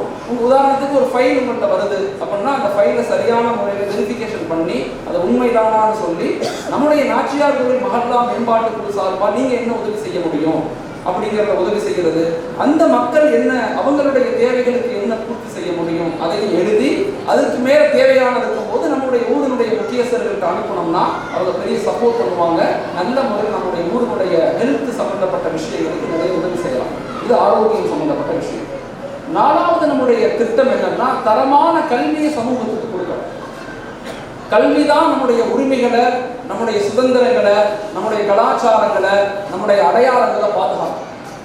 கல்வி நம்மள்கிட்ட இல்லை, கல்வி அறிவு நம்மள்கிட்ட இல்லைன்னா நம்முடைய உரிமைகள், நம்முடைய சுதந்திரங்கள், நம்முடைய கலாச்சாரங்கள் பறிக்கப்படும் போது நம்ம குரல் கொடுக்க முடியாத சமூகமாக மாறிடும். ஸோ தரமான கல்வி கட்டமைக்கணும்னா என்னென்ன துறைகளில் மாணவர்களை உருவாக்கணும்? இப்போ நாம என்ன செய்யணும், கல்வி குழுன்னு ஒரு குழு இங்கே இருக்கும். நாச்சியார் கோவிலில் மஹல்லா மேம்பாட்டு குழுவில் கல்வி குழுன்னு ஒரு குழு இருக்கும். உதாரணத்துக்கு இப்போ இன்னைக்கு ஒரு மாணவர் வந்தார் பள்ளத்திலிருந்து, அந்த ப்ரோக்ராம்லேயே வந்து கலந்துக்கிட்டாரு. நான் இந்த காலேஜில் படிக்கிறேன், நான் 10th டாப்பரு, +2 டாப்பரு, ஆனால் எங்கள் அத்தா இடையில வஃபாத் ஆகிட்டாங்க, இல்லாமல் போயிட்டாங்க. இப்போ நான் வந்து என்ன செய்யணும்னா மேற்கொண்டு டிகிரி படிக்கணும், நான் ஃபர்ஸ்ட் இயர் ஜாயின் பண்ணிட்டேன், எனக்கு பணம் கட்டுறதுக்கு பணம் இல்லை. ஒரு அப்ளிகேஷன் எழுதி கொடுத்தாங்க பையன். எழுதி கொடுத்தோடனே எங்கள் ஜமாத்தார்கள் உட்கார்ந்தாங்க. அவங்க முன்னாடி உட்காந்து, அப்பா இந்த பையன் வந்து வெரிஃபை பண்ணுங்க, ஆமாம் உண்மைதான்னு சொன்னால் அந்த பையனுடைய டிசி, மார்க் ஷீட்டு, ஃபர்ஸ்ட் இயருடைய எல்லா சர்டிஃபிகேட்டையும் வாங்கி உங்க ஜமாத்துல இருந்து என்ன உதவி செய்வீங்க? உதாரணத்துக்கு 50,000 ரூபாய் ஃபீஸ் கட்டணும், அந்த பையனை கட்டணும் அப்படின்னு சொன்னா நீங்க ஜமாத்துல இருந்து என்ன உதவி செய்வீங்க? ஒரு பகுதி. ரெண்டாவது, அந்த ஃபேமிலியுடைய குடும்பத்துல இருந்து என்ன செய்வாங்க? மூன்றாவது, உங்களால எவ்வளவு செய்ய முடியும் பாருங்க. அடுத்த கட்டமாக யார் உதவி செய்வாங்க? தஞ்சாவூர் எஜுகேஷனல் பைத்துல் மால் அவங்கள்ட்ட அனுப்புனா அவங்க உதவி செய்யறாங்க. இப்ப சமூகத்துல உதவி செய்யறவங்க நிறைய பேர் இருக்கிறாங்க. ஆனா சரியான முறையில இன்டகிரேட் பண்ணோம்னா பல மாணவர்களை, பல மாணவிகளை நம்மளால படிக்க வைக்க முடியும். சும்மா வெறுமன 1000 2000 கொடுத்து அனுப்பக்கூடாது. பொறுப்படுத்து அவங்கள நல்லா படிக்க வச்சு சமூகத்துல உயர்ந்த அந்தஸ்து கொண்டு வந்து அவங்கள கொண்டு இன்னும் 10 மாணவர்களை உருவாக்கணும். அதான் நம்முடைய திட்டமாக இருக்கணும். வெறுமனே நீ ஒரு 1000 ரூபாய், நீ ஒரு 1000 ரூபாய் கொடு போங்க அப்படின்னு விட்டுறக்கூடாது. அந்த மாணவனை சரியான முறையில் தேர்ந்தெடுத்து உருவாக்கணும். அந்த மாணவன்கிட்ட சொல்லணும், அடுத்த வருஷம் நீ அரியர் இல்லாமல் இருந்தால் நாங்கள் ஃபீஸ் கட்டுறோம். அந்த ராணிப்பேட்டை மாவட்டத்தில் அப்படி தான் பண்ணுறோம். இந்த வருஷம் மட்டுமே 100 குழந்தைகளுக்கு ஃபீஸ் கட்டியிருக்காங்க ராணிப்பேட்டை மாவட்டம் மட்டும். பல வேலைகள் நம்ம செய்ய முடியும், பல உதவி செய்யக்கூடிய மக்கள் நமக்கு இருக்கிறாங்க. ஆனால் சரியான முறையில், சரியான கட்டமைப்புல, சரியான அணுகுமுறையில் நம்ம பயணிக்கும் போது தான் மக்களுடைய உதவி, அல்லாஹ்வுடைய உதவி நமக்கு கிடைக்கும். இப்போ கல்வி பொறுத்த வரையும் இந்த குழு சரியான முறையில் செயல்படும். அது எப்படி செயல்படணும் நான் உங்களுக்கு சொல்லுவேன் இன்ஷா அல்லாஹ். நல்லது. இப்போ குழுவெல்லாம் அமைச்சதுனால ஈஸியாக நம்ம அடுத்தடுத்து நம்ம ஊரை நம்ம டெவலப் பண்ணி கொண்டு போக முடியும். ஓகே, தரமான கல்வியில ஆண்கள் என்ன படிக்கணும், பெண்கள் என்ன படிக்கணும், இதை அடிக்கடி மக்கள்கிட்ட பேசிக்கிட்டே இருக்கணும். பிகாம் எடுத்தா எல்லாரும் பிகாம், பிஇ எடுத்தா எல்லாரும் பிஇ, அவங்க பிஎஸ்சி எடுத்தா எல்லாரும் கம்ப்யூட்டர் சயின்ஸ், அப்படி போயிடக்கூடாது. நம்ம ஊர்ல இருந்து தரமான கல்வியாளர்களை செலக்ட் பண்ணி உருவாக்கணும். பெண்களாக இருந்தா 4 துறைகள்ல உருவாக்க முயற்சி செய்யணும். பெண்களை படிக்க வைக்கணும். அவங்களை என்ன துறைகள்ல உருவாக்கணும் அப்படிங்கிறத நம்ம முடிவு செய்யணும். சம்பந்தமே இல்லாம பிஃபார்ம் படிக்கிறது, சம்பந்தமே இல்லாம ட்ரிபிள் படிக்கிறது, இசி படிக்கிறது, 5 லட்சம் ரூபாய் 10 லட்சம் ரூபாய் பணம் கட்டி எந்த புண்ணியமும் இல்லை. பெண்களை துறை சார்ந்து உருவாக்க முயற்சிக்கணும். பெண்களை பொறுத்தவரை 4 துறைகள்ல உருவாக்கணும். ஒன்று, நல்ல வசதி வாய்ப்புகள் இருக்கு, நல்லா படிக்கிறாங்கன்னா டாக்டர்ஸுக்கு படிக்க வை. Doctor is very need. பெண் டாக்டர் சமூகத்துக்கு தேவை. பெண்கள் மருத்துவர்கள் சமூகத்துக்கு தேவை. அது படிக்க முடியல, உங்களுக்கு நிறைய செலவாகும், படிக்க வைக்க முடியலையா? ரெண்டாவது ஆப்ஷன் என்னன்னா டீச்சர்ஸ் தேவை. 1 டீச்சர் ஈக்குவல் டு 1000 ஸ்டூடெண்ட்ஸ். ஒரு ஆசிரியர் 1000 மாணவர்களுக்கு சமமானவங்க. பெண்களை அதிகமாக ஆசிரியர்களாக உருவாக்க முயற்சிக்கணும். மூணாவது, நல்ல ஆலிமாக்கள் சமூகத்துக்கு தேவை. இங்க மதரசாக்கள் இருக்குது, மாஷா அல்லாஹ்.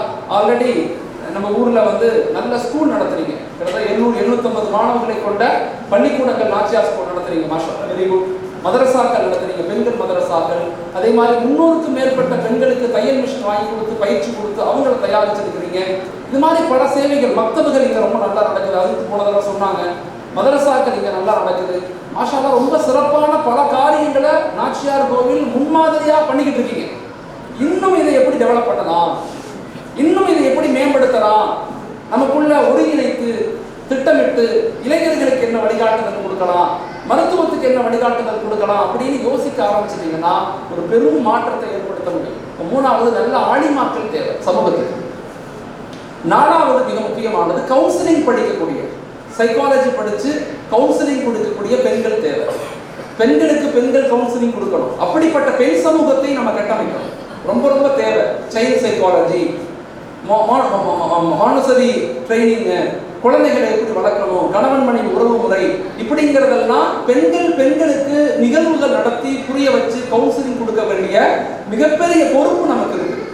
அப்படிப்பட்ட பொறுப்புகளை நம்ம செய்யணும் அப்படின்னா பெண்களை இந்த 4 துறைகளில் உருவாக்க முயற்சி செய்யணும்.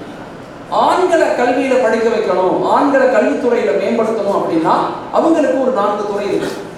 ஒன்று, அரசு அதிகாரத்துக்கு நம்ம மாணவர்களை எப்படி கொண்டு வர போறோம், நம்ம செலக்ட் பண்ணணும். நாச்சியார் கோவில்ல இருந்து அடுத்த 3 வருஷத்துல இல்ல அடுத்த 4 வருஷத்துல நாங்க ஒரு இன்ஷா அல்லாஹ் ஒரு 50 அதிகாரிகளை உருவாக்குவோம். திட்டமிடணும், யோசிக்கணும். வரமாட்டாங்க, செய்ய மாட்டாங்க, படிக்க மாட்டாங்க அப்படின்னு சொல்லக்கூடாது. அப்படி சொல்லவே கூடாது. மாறாக நம்மளால என்ன முயற்சி செய்ய முடியுமோ, நம்மளால என்ன திட்டங்கள் போட முடியுமோ அதை நம்ம செயல்படுத்த ஆரம்பிக்கணும். அதிகாரத்துக்கு வராம நம்முடைய உரிமைகளை அடைய முடியாது. உங்க ஊர் பக்கத்தில் இருக்கக்கூடிய மக்களை பாருங்க. ஊருக்கு பக்கத்தில் இருக்கக்கூடிய டிஓ யாரா இருக்கா, தாசில்தார் யார் இருக்கா, ஆர்ஐ யார் இருக்கா, ஜேஆர் யார் இருக்கா? நம்ம இருக்க மாட்டோம். ரொம்ப குறைவான மனிதர்கள் தான் இருக்கும். இப்போ நாம நம்முடைய மாணவர்களை, இந்த நாச்சியார் கோவில் மாணவர்களை நல்ல ஸ்டூடெண்ட்ஸை எடுத்து அவங்க பேரண்ட் பேசி மாஷா அல்லாஹ் அவங்களுக்கு அரசு அதிகாரிகளாக விஓல இருந்து ஜட்ஜு வரைக்கும் என்னென்ன அதிகாரத்துறை இருக்குதோ எல்லா துறைகளுக்கும் அவங்கள கொண்டு போய் சேர்க்கணும். இந்த நாடு இருக்குல்ல, இந்த நாடு வந்து 4 துறைகளில் தான் இருக்குது. ஒன்று அட்மினிஸ்ட்ரேஷன், அதாவது IAS, IPS, IRS போன்ற துறைகள். 2வது ஜுடிஷியல், நீதித்துறை, ஜட்ஜஸ், அட்வொகேட்ஸ். 3வது பாதுகாப்பு துறை. 4வது மீடியா, பத்திரிகை துறை. இந்த 4 துறைகளை கொண்டு தான் ஒரு நாடு நிற்கிது. இந்த துறைகளில் எங்களுடைய மாணவர்களை கொண்டு போய் சேர்க்காம சமூக மாற்றத்தை நம்ம ஏற்படுத்த முடியாது. எங்கள்கிட்ட காசு பணம் நிறைய இருக்கலாம், ஆனால் அதிகாரத்தில் நம்ம இல்லைன்னா நம்ம உரிமைகள் பறிக்கப்படும் போது குரல் கொடுக்க முடியாது. அதனால எப்பயுமே மாணவர்களை அந்த கல்வித்துறையில திட்டமிட்டு உருவாக்குறதுக்கு முயற்சி செய்யணும். அதற்கு கல்விக்குழு என்னெல்லாம் செய்ய முடியுமோ அதெல்லாம் நீங்க செய்யணும். இங்க ஒரு பெரிய இன்டகிரேட் பண்றோம். அதே மாதிரி கும்பகோணத்துல மாஷா அல்லாஹ் இப்ப ஒரு பெரிய இன்ஸ்டிடியூஷன், ட்ரைனிங் இன்ஸ்டிடியூஷன் இப்போ அமைக்கிறோம். அதுக்குள்ள முயற்சிகள் நடந்து கொண்டு இருக்குது. அது ஒரு பெரிய டீம், நம்முடைய டீம் சப்போர்ட் பண்றாங்க. அங்க ஒரு டீம் அமைச்சு ஆண்கள் பெண்கள் எல்லாத்துக்கும் பயிற்சி கொடுத்து அவங்களை எப்படி அரசு துறைக்கு கொண்டு போகலாம், எப்படி அதிகாரத்துறைக்கு கொண்டு போகலாம் அப்படிங்கிற ட்ரைனிங் இன்ஸ்டிடியூஷனும் கும்பகோணத்தில் உருவாக்குறதுக்கு ஒரு பிளான் பண்ணிருக்கோம். அல்ஹம்துலில்லாஹ். ஸோ கல்வித்துறையின் மீது ரொம்ப கவனம் செலுத்துங்க.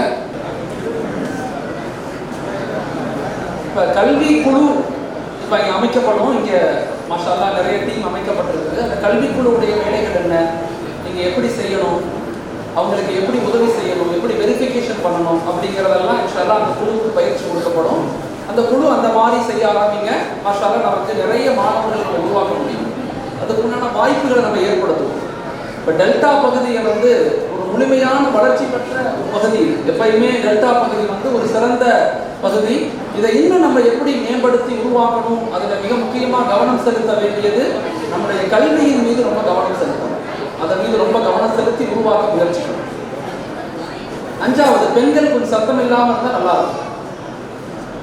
5வது மிக முக்கியமான ஒரு பகுதி தான் குடும்ப நிர்வாக மேம்பாடு. மாஷா அல்லாஹ் நாச்சியார் கோவில் அதுக்கு சிறப்பான முறையில் கவுன்சிலிங் சென்டர்லாம் அமைச்சு தொடர்படியாக ஃபேமிலி கேர்லைன் கவுன்சிலிங் சென்டர் அப்படிங்கிறத முறையாக நடத்தி கொண்டு இருக்கிறாங்க. உண்மையிலேயே ஒரு பாராட்டத்தக்க விஷயம். இப்போ நம்ம தமிழ்நாடு முழுக்க ஒரு 13 மாவட்டங்களில் இந்த குடும்ப நல மேம்பாட்டு கருத்தரங்குகள் பயிற்சிகள் நடத்திக்கிட்டே இருக்கிறோம். இப்போ நான் நேற்று வல்லத்தில் மற்ற ஊர்களில் தஞ்சாவூர் சொல்லும் போது கூட சொன்னேன், நீங்கள் வாங்க நாச்சியார் கோவில் வந்து பாருங்க எப்படி அவங்க பண்ணுறாங்க, என்ன முறையில் பயிற்சி கொடுக்குறாங்க, எவ்வளோ நேரம் கொடுக்குறாங்க தெரிஞ்சுக்கிட்டா நீங்கள் உங்கள் ஊரில் போய் அதை ஆரம்பித்து செயல்படலாம். ஏன்னா குடும்பங்களை நம்ம கட்டமைக்காம சமூகத்தை கட்டமைக்க முடியாது. ஒரு கணவன் மனைவி உறவு முறைகளை சரி செய்யாம சமூக மாற்றத்தை நம்ம ஏற்படுத்த முடியாது. குழந்தைகளை எப்படி வளர்க்கணும், எப்படி கண்காணிக்கணும், எப்படி உருவாக்கணும் அப்படிங்கிறத அடுத்த தலைமுறை சமுதாயத்துக்கு நம்ம எடுத்துக்கொண்டு போய் சேர்க்கணும். இப்போ குடும்ப நிர்வாக மேம்பாடு மிக முக்கியமான ஒரு பகுதி. அதை நம்ம எப்படி செயல்படுத்தணும், எப்படி உருவாக்கணும், எப்படி கட்டமைக்கணும் அப்படிங்கிறத தொடர்ந்து பயிற்சிகள் கொடுத்து உருவாக்கணும். அதை மாஷா அல்லாஹ் நாச்சியார் கோவில் சிறப்பாக பண்ணுறீங்க. இன்னும் அதை சிறப்பாக செய்கிறதுக்கு அவங்கள்ட்ட பேசி மஷூரா செஞ்சு இன்னும் எப்படி மேம்படுத்தலாம், அதுக்கு என்ன பயிற்சி கொடுக்கலாங்கிறத நம்ம முயற்சி செய்யணும். இது 5வது.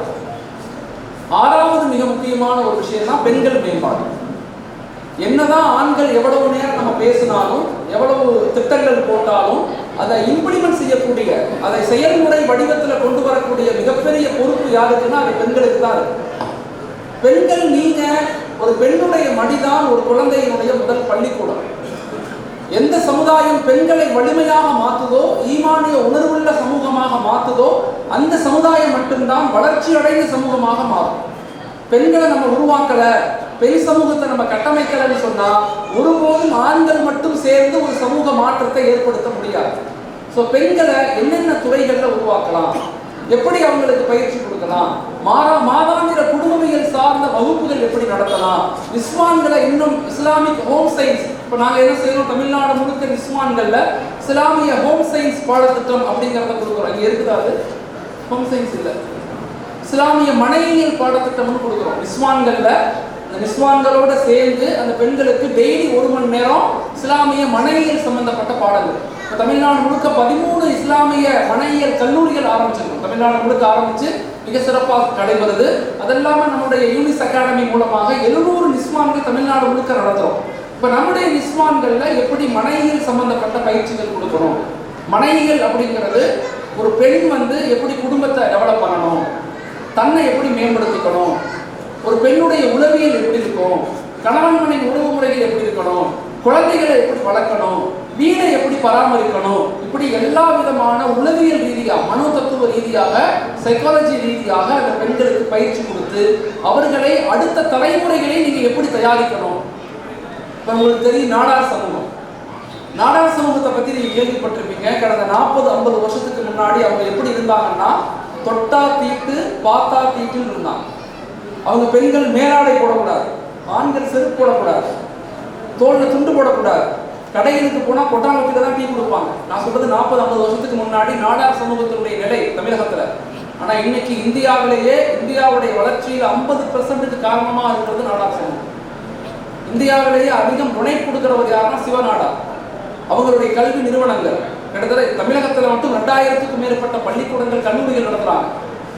எல்லா நிலையிலும் வளர்ந்துட்டாங்க. தமிழ்நாடு மெர்கன்டைல் பேங்க் அவங்களுடைய பேங்க் தான். காமராஜரை எப்படி திட்டமிட்டு முதல்வராக மாத்தினாங்க. இது எல்லாமே ஒரு திட்டத்தை நோக்கி நகர்த்தி சமூகத்தை வழிநடத்தி டெவலப் பண்ணாங்க. நம்முடைய நிலைகள் எப்படி இருக்குது, இப்ப நாம எப்படி வலுவாக மாறணும். அந்த மீட்டிங்ல நான் கலந்துக்கிட்டேன். நாடார் சமூகத்தினுடைய ஒரு மீட்டிங்ல கலந்துக்கிட்டேன். அவங்க அழகா சொன்னாங்க, எங்க சமூகத்தினுடைய வளர்ச்சிக்கு முழுக்க முழுக்க காரணம் எங்க தாய்மார்கள் தான். கடந்த 40 ஆண்டுகளாக அதிகாலை 4 மணிக்கு எங்களுடைய பெண்கள் எழுந்திருப்பாங்க. 4 மணிக்கு காலையில் எழுந்திருச்சிருவாங்க. எழுந்திருச்சு வீட்டை சுத்தம் செய்து பிள்ளைங்களை படிக்க வச்சு கணவனை உருவாக்கி எல்லாத்தையும் எங்க பெண்கள் தான் பண்ணாங்க. சரவணகுமார் அப்படின்னு ஒருத்தர் டாக்டர் ஒருத்தர் சொன்னாரு, மௌலானா அஹ்மத் எங்க அம்மாவுடைய கையை பாருங்க, எங்க அம்மா கல் உடைச்சுதான் என்னை படிக்க வச்சாங்க, டாக்டர் ஆக்கினாங்க. இப்ப எல்லா நிலையிலையுமே அடுத்த ஒரு தலைமுறையை உருவாக்கணும்னா ஒரு தலைமுறை தியாகம் செய்யணும். இன்னைக்கு ஸல்லல்லாஹு அலைஹி வஸல்லம் தியாகம் தான் சஹாபாக்களுடைய உருவாக்கம். சஹாபாக்களுடைய தியாகம் தான் தாபீன்களுடைய உருவாக்கம். தாபீன்களுடைய தியாகம் தான் தபா தாபீன்களுடைய உருவாக்கம். தபா தாபீன்களுடைய தியாகம் தான் உலமாக்களுடைய உருவாக்கம். அடுத்த ஒரு தலைமுறை சிறந்த தலைமுறையாக மாறணும்னா தற்போது வாழக்கூடிய தலைமுறை அர்ப்பணிக்கக்கூடிய, தியாகம் செய்யக்கூடிய, இலக்குகளோடு பயணிக்கக்கூடிய சமூகமாக மாறணும். எப்படி வேணாலும் போகட்டும், நமக்கென்ன, நம்ம ஊர், நம்ம பிள்ளைய பார்ப்போம், நம்ம வீட்டை பார்ப்போம், நம்முடைய காரை பார்ப்போம் நினைச்சிட்டீங்கன்னா அடுத்த தலைமுறை ஒன்று இந்த உலகத்தினுடைய இன்பங்கள்ல மூழ்கடிக்கப்படுவாங்க, அல்லது இந்த உலகத்தினுடைய அதிகாரங்களுக்கு அடிமைகளாக மாற்றப்படுவாங்க. அப்படி விட்டக்கூடாது, சமூகத்தை விட்டக்கூடாது. எந்த நிலையிலும் அடுத்த தலைமுறைய அனாதைகளா விட்டு போயிடக்கூடாது. நம்ம ஒரு வலிமையான, பலமான, கல்வி ஆளுமை உள்ள, அல்லாஹ் ரசூலுடைய தொடர்புள்ள ஒரு எழுச்சிமிக்க சமூகத்தை உருவாக்க வேண்டிய பொறுப்பு நமக்கு இருக்கு. அதை இழந்துடக்கூடாது. அதுல மிக முக்கியமான இந்த சிந்தனை ஆற்றல் யாருக்கு கொடுக்கப்படணும்னா பெண் சமூகத்துக்கு கொடுக்கப்படும். இங்க வந்திருக்கிற தாய்மார்களுக்கு, இங்க வந்திருக்கிற சகோதரிகளுக்கு நான் சொல்லிக் கொள்றேன், தயவு செய்து தாய்மார்களே, இந்த உலகத்தினுடைய இன்பங்கள்ல மூழ்கிறாங்க. இந்த உலகத்தினுடைய இன்பங்களை அடைவதற்கு போராடாதீங்க. உங்களுடைய வருங்கால குழந்தைகளை வலிமையாக உருவாக்க முயற்சி செய்யுங்க. உங்களுடைய மடிதான் உங்க குழந்தைகளுடைய முதல் பள்ளிக்கூடம். நான் ஒரு அற்புதமான ஒரு பெண்மணியை நான் பார்த்தேன். அந்த பெண்மணிக்கு வயசு 75 வயசு. அவங்க யாருன்னா தமிழ்நாட்டில் ஆர்பிஐல டைரக்டரா இருந்த ஒரே மனிதர் சதகத்துல்லா ஆர்பிஐ டைரக்டர். சதகத்துல்லா சென்னையில் இருக்காங்க. இக்லாஸ் ஐஎஸ் அகாடமியோடைய டைரக்டர் கூட. இந்தியாவிலேயே ஒரு முஸ்லீம் ஆர்பிஐல ரீஜனல் டைரக்டரா இருந்த ஒரே நபர் அவர் தான், அரசு சார்பா. அவர் ஐஏஎஸும் பாஸ் பண்ணாரு. பாஸ் பண்ணி ஐஏஎஸ்ல சேராம ஆர்பிஐல போய் ஜாயின் பண்ணி ஒரு மிகப்பெரிய டைரக்டிங் லெவல்ல இருந்தாரு. இஸ்லாமிக் பேங்கிங்க மிகப்பெரிய லெவல்ல வெளிநாடுகளில் கற்றுக்கொண்டு இந்தியாவில் உருவாக்குறதுக்கு பல முயற்சிகள் செய்தார். சதகத்துல்லா அப்படின்னு சொல்லுவாங்க. அவங்க அம்மாவை நான் சந்திச்சேன். ஏன் சந்திச்சேன்னா எனக்கு ரொம்ப ஆசையா இருந்துச்சு அவங்கள பார்க்க, அந்த அம்மாவை பார்க்கணும்னு சொல்லி. சதகத்துல்லா அவங்க என்ன ஒரு தடவை ஒரு மீட்டிங் நாங்கள் 2 பேரும் பேசிக்கிட்டு இருப்போம். அப்போ எங்கள் இன்ஸ்டியூஷனுக்கு அழைப்பு கொடுத்தேன், சென்னையில் எங்கள் மதரசாவுக்கு அழைப்பு கொடுத்தேன். வந்தாங்க. அப்போ ஒரு சம்பவத்தை அவர் சொன்னார். ரொம்ப அற்புதமான சம்பவம், வாழ்க்கையில் ஒரு பெரிய முக்கியமான சம்பவம். மௌலானா, எங்கள் அத்தா நான் 9வது படிக்கும்போது இறந்து போயிட்டார். எங்கள் அத்தா நான் 9வது படிக்கும்போது இறந்து போயிட்டார். அவர் ஒரு சின்ன கிராமம், மதுரைக்கு பக்கத்தில் ஏதோ ஒரு சின்ன கிராமம். அந்த கிராமத்தில் தான் எங்கள் வீடு. எனக்கு ஒரு தம்பி, ஒரு தங்கச்சி, 2 பேர். 9th படிக்கும் போது எங்கள் அத்தா இறந்துட்டாங்க, நோயால் வஃபாத் ஆகிட்டாங்க. ஜனாசா வீட்டு வாசலில் வைக்கப்படுது. எங்கள் சொந்தக்காரவங்கலாம் இருக்கிறாங்க, எங்கள் அம்மா உள்ளுக்குள்ளே இருக்கிறாங்க. அப்போ சொந்தக்காரவங்கலாம் சொல்கிறாங்க, சதகத்துல்லா இனிமேல் நீ படிக்க ஸ்கூலுக்கெல்லாம் போகக்கூடாது, நாளைக்கு கடைக்கு வந்துடு, மளிகை கடைக்கு வந்துடு, டெய்லி 10 ரூபா காசு கொடுக்குறேன், உன் பிள்ளைய, உன்னுடைய தம்பிய, தங்கச்சிய, உங்கள் அம்மாவை எல்லாத்தையும் நீ தான் பார்த்துக்கணும் அப்படின்னு என் சொந்தக்காரவங்க என்னை சொல்கிறாங்க. நான் அமைதியாக உட்கார்ந்துருக்கிறேன். சத்தம் எங்க அம்மாவுக்கு கேட்டு, எங்க அம்மா உள்ள இருந்து இத்தாவில் இருக்காங்க, எங்க அம்மா உள்ள இருந்து சவுண்ட் கொடுக்குறாங்க. சதகத்துல்லா, யார் சொல்றதையும் கேட்காத, யார் சொல்றதையும் கேட்காத, எனக்கு ஒரு 4 மாசம் டைம் கொடு, என் இத்தா காலம் முடியட்டும், என் உயிரை கொடுத்தாவது நான் அவனை படிக்க வைப்பேன். அந்த அம்மா சொன்ன வார்த்தை, அல்லாவுக்காக, அல்லாஹ் மேல ஆணையா சொல்றேன், நான் உயிரை கொடுத்து உன்னை படிக்க வைப்பேன், ஒருபோதும் யார் சொல்றதையும் கேட்காத அப்படின்னு அந்த தாய் சொல்லி, நான் ஒரு மகனை கலெக்டராக ஆர்பி டைரக்டரா மாத்தி, ஒரு மகனை யூஎஸ்ல டாக்டரா இருக்காரு, ஒரு தங்கச்சி பெரிய லெவல்ல டீச்சரா ப்ரொஃபஸரா இருக்காங்க. ஒரு அந்த அம்மா 33 வயசுல விடோவாயிட்டாங்க, மறுமணம் பண்ணி கொள்ளல. தன்னுடைய வாழ்க்கையை தன் குழந்தைகளுக்காக அர்ப்பணிச்சு 3 பேரையுமே சமூகத்தினுடைய அந்தஸ்து கொண்டு போயிட்டாங்க. சதகத்துல்லா என்ற ஒரு போட்டோவை காட்டினாரு. அவர் சிவில் சர்வீஸ் முடிச்சு பாஸ் பண்ணி டைரக்டராக போஸ்டிங் உயரப்படும் போது டெல்லியில கொடுத்து அவார்டு கொடுக்குறாங்க. அவர் சொன்னாரு, இந்த அவார்டை எங்க அம்மா கையில வாங்கணும்னு சொல்லி அவங்க அம்மாவை கூட்டிட்டு போய் மேடையில வச்சு எங்க அம்மா கையில இந்த அவார்டை வாங்கி அந்த போட்டோ வச்சிருக்கிறாரு. இது சொன்னோன்னே எனக்கு அந்த அம்மாவை பார்க்கணும்னு ஆசை. நான் வேற அவங்க வீட்டுக்கு போனேன். இந்த அம்மா இப்போ உயிரோடு இல்லை, ஒஃபாத் ஆயிடுச்சு, 2-3 வருஷம் ஆயிடுச்சு. நான் சொல்றது 4-5 வருஷத்துக்கு முன்னாடி நான் போய் பார்த்தேன். அந்த அம்மாவுடைய கம்பீரம், அந்த ஏஜ்ல எங்க தலை முக்காடா போட்டு ஷரியத்துக்கு உட்பட்டு வந்தோடனே, மௌலவி சாப் என்ன படிச்சிருக்கீங்க, அந்த முதல்ல என்ன தான் கேட்குது, இதை படிச்சிருக்கேன், வெரி குட், மக்களுக்கு படிக்க சொல்லுங்க, படிப்பு தான் அடிப்படை, படிச்சாதான் அல்லாஹ்வை அறிய முடியும், அல்லாஹ்வுடைய உதவி கிடைக்கும், சோம்பேறிகளாக இருந்தா சும்மா இருந்தா அல்லாஹ்வுடைய உதவி கிடைக்காது.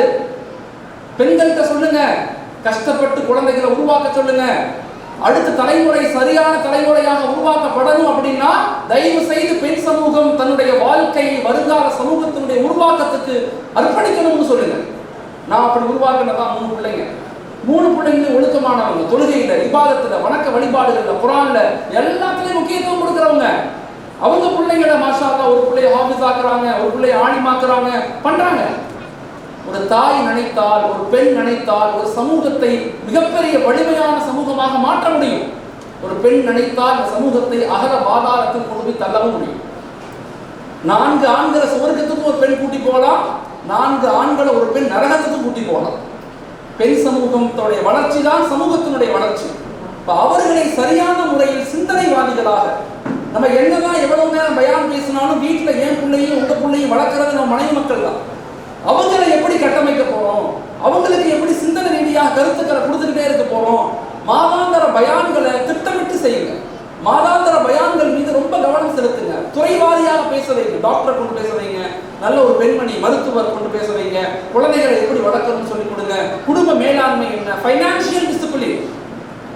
கணவர் கஷ்டப்பட்டு சம்பாதிச்சு வெளிநாட்டுல இருந்து அனுப்புறாரு, நம்ம அதை எப்படி சேமிக்கிறோம், எப்படி சரியான முறையில உறவுகளுக்கு பங்கிடுறோம், எப்படி சரியான முறையில சமூகத்தை வழிநடத்துறோம் அப்படிங்கிறத பெண் சமூகத்துக்கு நம்ம சொல்லிக் கொடுக்கணும். அவங்களை விட்டுறக்கூடாது. என் முன்னாடி சரியில்லை, என் மனைவி சரியில்லை விட்டு போயிடக்கூடாது. அவங்களை எப்படி கட்டமைக்கணும் யோசிக்கணும். அவங்களை நம்ம சரி பண்ணிட்டோம், அவங்களுக்கு இது புரிஞ்சிருச்சு, எங்களுடைய வருங்கால சந்ததிகளை நாங்கள் உருவாக்கணும் அப்படிங்கிற உணர்வு வந்துருச்சுன்னா ஒரு பெரும் சமூக மாற்றத்தை பெண்கள் ஏற்படுத்துவாங்க. துல்ஃபிகார் அப்படின்னு ஒருத்தவங்க இருந்தாங்க, இன்னைக்கு உலகத்தில் இருக்கிறாங்க. மிகப்பெரிய ஒரு ஷேக், அவங்க மிகப்பெரிய ஆளுமை, மிகப்பெரிய ஸ்காலர். அவங்க துல்ஃபிகார், அவங்க ஒரு பயான்ல பேசுறாங்க. இன்னைக்கு உலகத்துல எல்லாரும் சேர்ந்து துல்ஃபிகாரை மிகப்பெரிய அறிவாளி, மிகப்பெரிய ஆலிம், மிகப்பெரிய ஸ்காலர், எழுத்தாளர்லாம் சொல்றாங்க. ஆனா இந்த அறிவும் இந்த ஆற்றலும் இது என்னுடைய திறமையை கொண்டு வரல, எங்க அம்மாவுடைய துவாவை கொண்டு வந்துச்சுன்னு சொன்னாங்க. துல்ஃபிகார் மிகப்பெரிய ஞானி, மிகப்பெரிய அறிவாளி, இன்னைக்கு உலகத்துல வாழக்கூடிய மிகப்பெரிய ஒரு ஸ்காலர் அவங்க தான் துல்ஃபிகார். அது என்னுடைய அறிவை கொண்டு, நான் என் முயற்சியை கொண்டு கிடைக்கல, எங்க அம்மாவுடைய துவாவை கொண்டு கிடைச்சுன்னு சொன்னாரு. நான் சின்ன குழந்தையா இருக்கும்போது எங்க வீட்டுல 7 பிள்ளைங்க. எங்க அம்மா அதிகாலை எழுந்திருச்சிருவாங்க. எழுந்து ஒவ்வொரு நாளும் எங்க அம்மா துவா செய்வாங்க. அல்லாஹ்ட்ட எப்படி துவா செய்வாங்கன்னா, ஒவ்வொரு குழந்தையினுடைய பேர் சொல்லி துவா செய்வாங்க. யா அல்லாஹ் என் மகன் அப்துல் காதர், யா அல்லாஹ் என் மகன் அப்துல்லா, யா அல்லாஹ் என் மகன், அப்படி சொல்லுவாங்க. ஒவ்வொரு பேரா சொல்லிக்கிட்டே வருவாங்க. நான் அப்படியே எங்க அம்மா முடிச்சு நானும் முடிச்சுக்குவேன். என் பேர் எங்க அம்மா எப்போ சொல்லுவாங்கன்னு எதிர்பார்த்தே இருப்பேன். எனக்கு ஒரு 6 வயசு இருக்கும். எங்க அம்மா தஹஜ்ஜுத் தொழுதுட்டு அல்லாஹ்ட்ட துவா செய்வாங்க. யா அல்லாஹ் என் மகன் துல்ஃபிகார் அப்படின்னு சொன்ன உடனே எந்திரிச்சு வேக வேகமா ஓடி போய் எங்க அம்மா மடியில படுத்துக்குவேன். எங்க அம்மா என்ன செய்வாங்க, தன் வலது கையால் என் தலையை தடவி கொடுத்துட்டு இடது கையால் அல்லாஹ்ட்ட கேட்பாங்க, யா அல்லாஹ் என் மகன் துல்ஃபிகாரை சமூகத்தை பாதுகாக்கக்கூடிய மிகப்பெரிய அறிஞனாக உருவாங்க. இந்த தீனை, இந்த ஷரியத்தை, இந்த மார்க்கத்தை, இந்த குர்ஆனை உலகத்துக்கு மத்தியில சொல்லக்கூடிய மிகப்பெரிய ஸ்காலரா உருவாகும். யா அல்லாஹ் அவரை பொருந்திக்கொள், துல்ஃபிகார் சார் அழுது கொண்டே சொல்லுவாங்க, இந்த வார்த்தைகள் இன்னும் என் காதில் ஒலித்துக் கொண்டே இருக்கிறது. இந்த திறமை என்பது என்னுடைய திறமையை கொண்டல்ல, என் அம்மாவுடைய துவாவை கொண்டு. உண்மையிலேயே ஒரு தாயினுடைய துவா, ஒரு தகப்பனுடைய துவா நிச்சயமாக அல்லாஹ்வுடைய அரிசை அடையும். இங்க வந்திருக்கிற தாய்மார்கள், இங்க வந்திருக்கிற தந்தைமார்கள், உங்க மனதில் கை வச்சு சொல்லுங்க, எத்தனை பேர் நாம் நம்முடைய குழந்தைகளுக்காக துவா செய்யறோம்? எத்தனை பேர் குழந்தைகளுடைய பேர் சொல்லி துவா செய்யறோம்? சமூக மாற்றம் என்பது இப்படித்தான் உருவாக்கணும். வெறுமனே கத்தி கூப்பாடு போட்டு ஆதங்கப்பட்டு வருத்தப்பட்டு ஃபேஸ்புக்கில் எழுதி வாட்ஸ்அப்பில் எழுதினா சமூகம் முன்னேறாது. ஒவ்வொரு தனி மனிதனும் யோசிக்க ஆரம்பிக்கணும். ஒவ்வொரு தனி மனிதனையும் உருவாக்குறதுக்கு முயற்சி செய்யணும். இளைஞர்களை, பெண்களை, வாலிபர்களை, பிசினஸ் மேனை, கல்வியாளர்களை எல்லாத்தையும் வலிமையாக மாற்றுவதற்கு முயற்சி செய்யணும். அதை கொண்டுதான் சமூக கட்டமைப்பை நம்ம ஏற்படுத்த முடியும். இல்லைன்னா ஏற்படுத்த முடியாது. வெறுமனை குறை சொல்லிக்கிட்டு ஆதங்கப்பட்டுக்கிட்டு போனால் ஒன்றும் செய்ய முடியாது. பெண்களை நல்ல சிந்தனைவாதிகளாக உருவாக்கும். அதற்கு மாதாந்திர வகுப்புகள், துறை சார்ந்த பெண்களை கொண்டு வந்து அவங்களுக்கு பயிற்சி கொடுக்கிறது, அவங்களை எப்படி மேம்படுத்தலாம்னு யோசிக்கிறது, அவங்கள சிறந்த பெண்களை எடுத்து அவங்களை எப்படி தீனுக்கு சாதகமாக பயன்படுத்தலாம்னு யோசிக்கணும். இன்னைக்கு கூட தஞ்சாவூர்ல மீட்டிங் வந்து வந்தாங்க, வந்துட்டு சொன்னாங்க போனா இன்னைக்கு நாங்கள் இந்த சில பெண்களை வந்து எஜுகேஷன் உதவித்தொகை கொடுக்கறதுக்காக நாங்கள் டேட்டாபேஸ் எடுத்தோம். அதில் நிறைய பெண்கள் எம்எஸ்சி பிஎட்லாம் படித்த பெண்கள் இருக்காங்க. அவங்கள மட்டும் ஒன்று சேர்த்து ஒரு டியூஷன் சென்டர் பெண்களுக்காகவே தஞ்சாவூரில் ஆரம்பிச்சிருக்கிறோம். பெண்களுக்கும் டியூஷன் சென்டர். மாஷாஅல்லாஹ் அந்த பெண்கள் முன் வர்றாங்க, நாங்கள் டியூஷன் எடுக்கிறோம், நாங்கள் உருவாக்குறோம் அப்படின்னு முன் வர்றாங்க. இப்படி சமூகத்தை ஆக்கப்பூர்வமாக ஹியூமன் ரிசோர்ஸாக, மனித வளமாக நம்ம மாற்றணும். படிப்பது என்பது நல்லா தெரிஞ்சுக்கணும். உலகத்தினுடைய கல்வி முறைக்கும் மார்க்கத்தினுடைய கல்வி முறைக்கும் வித்தியாசம் இருக்கு.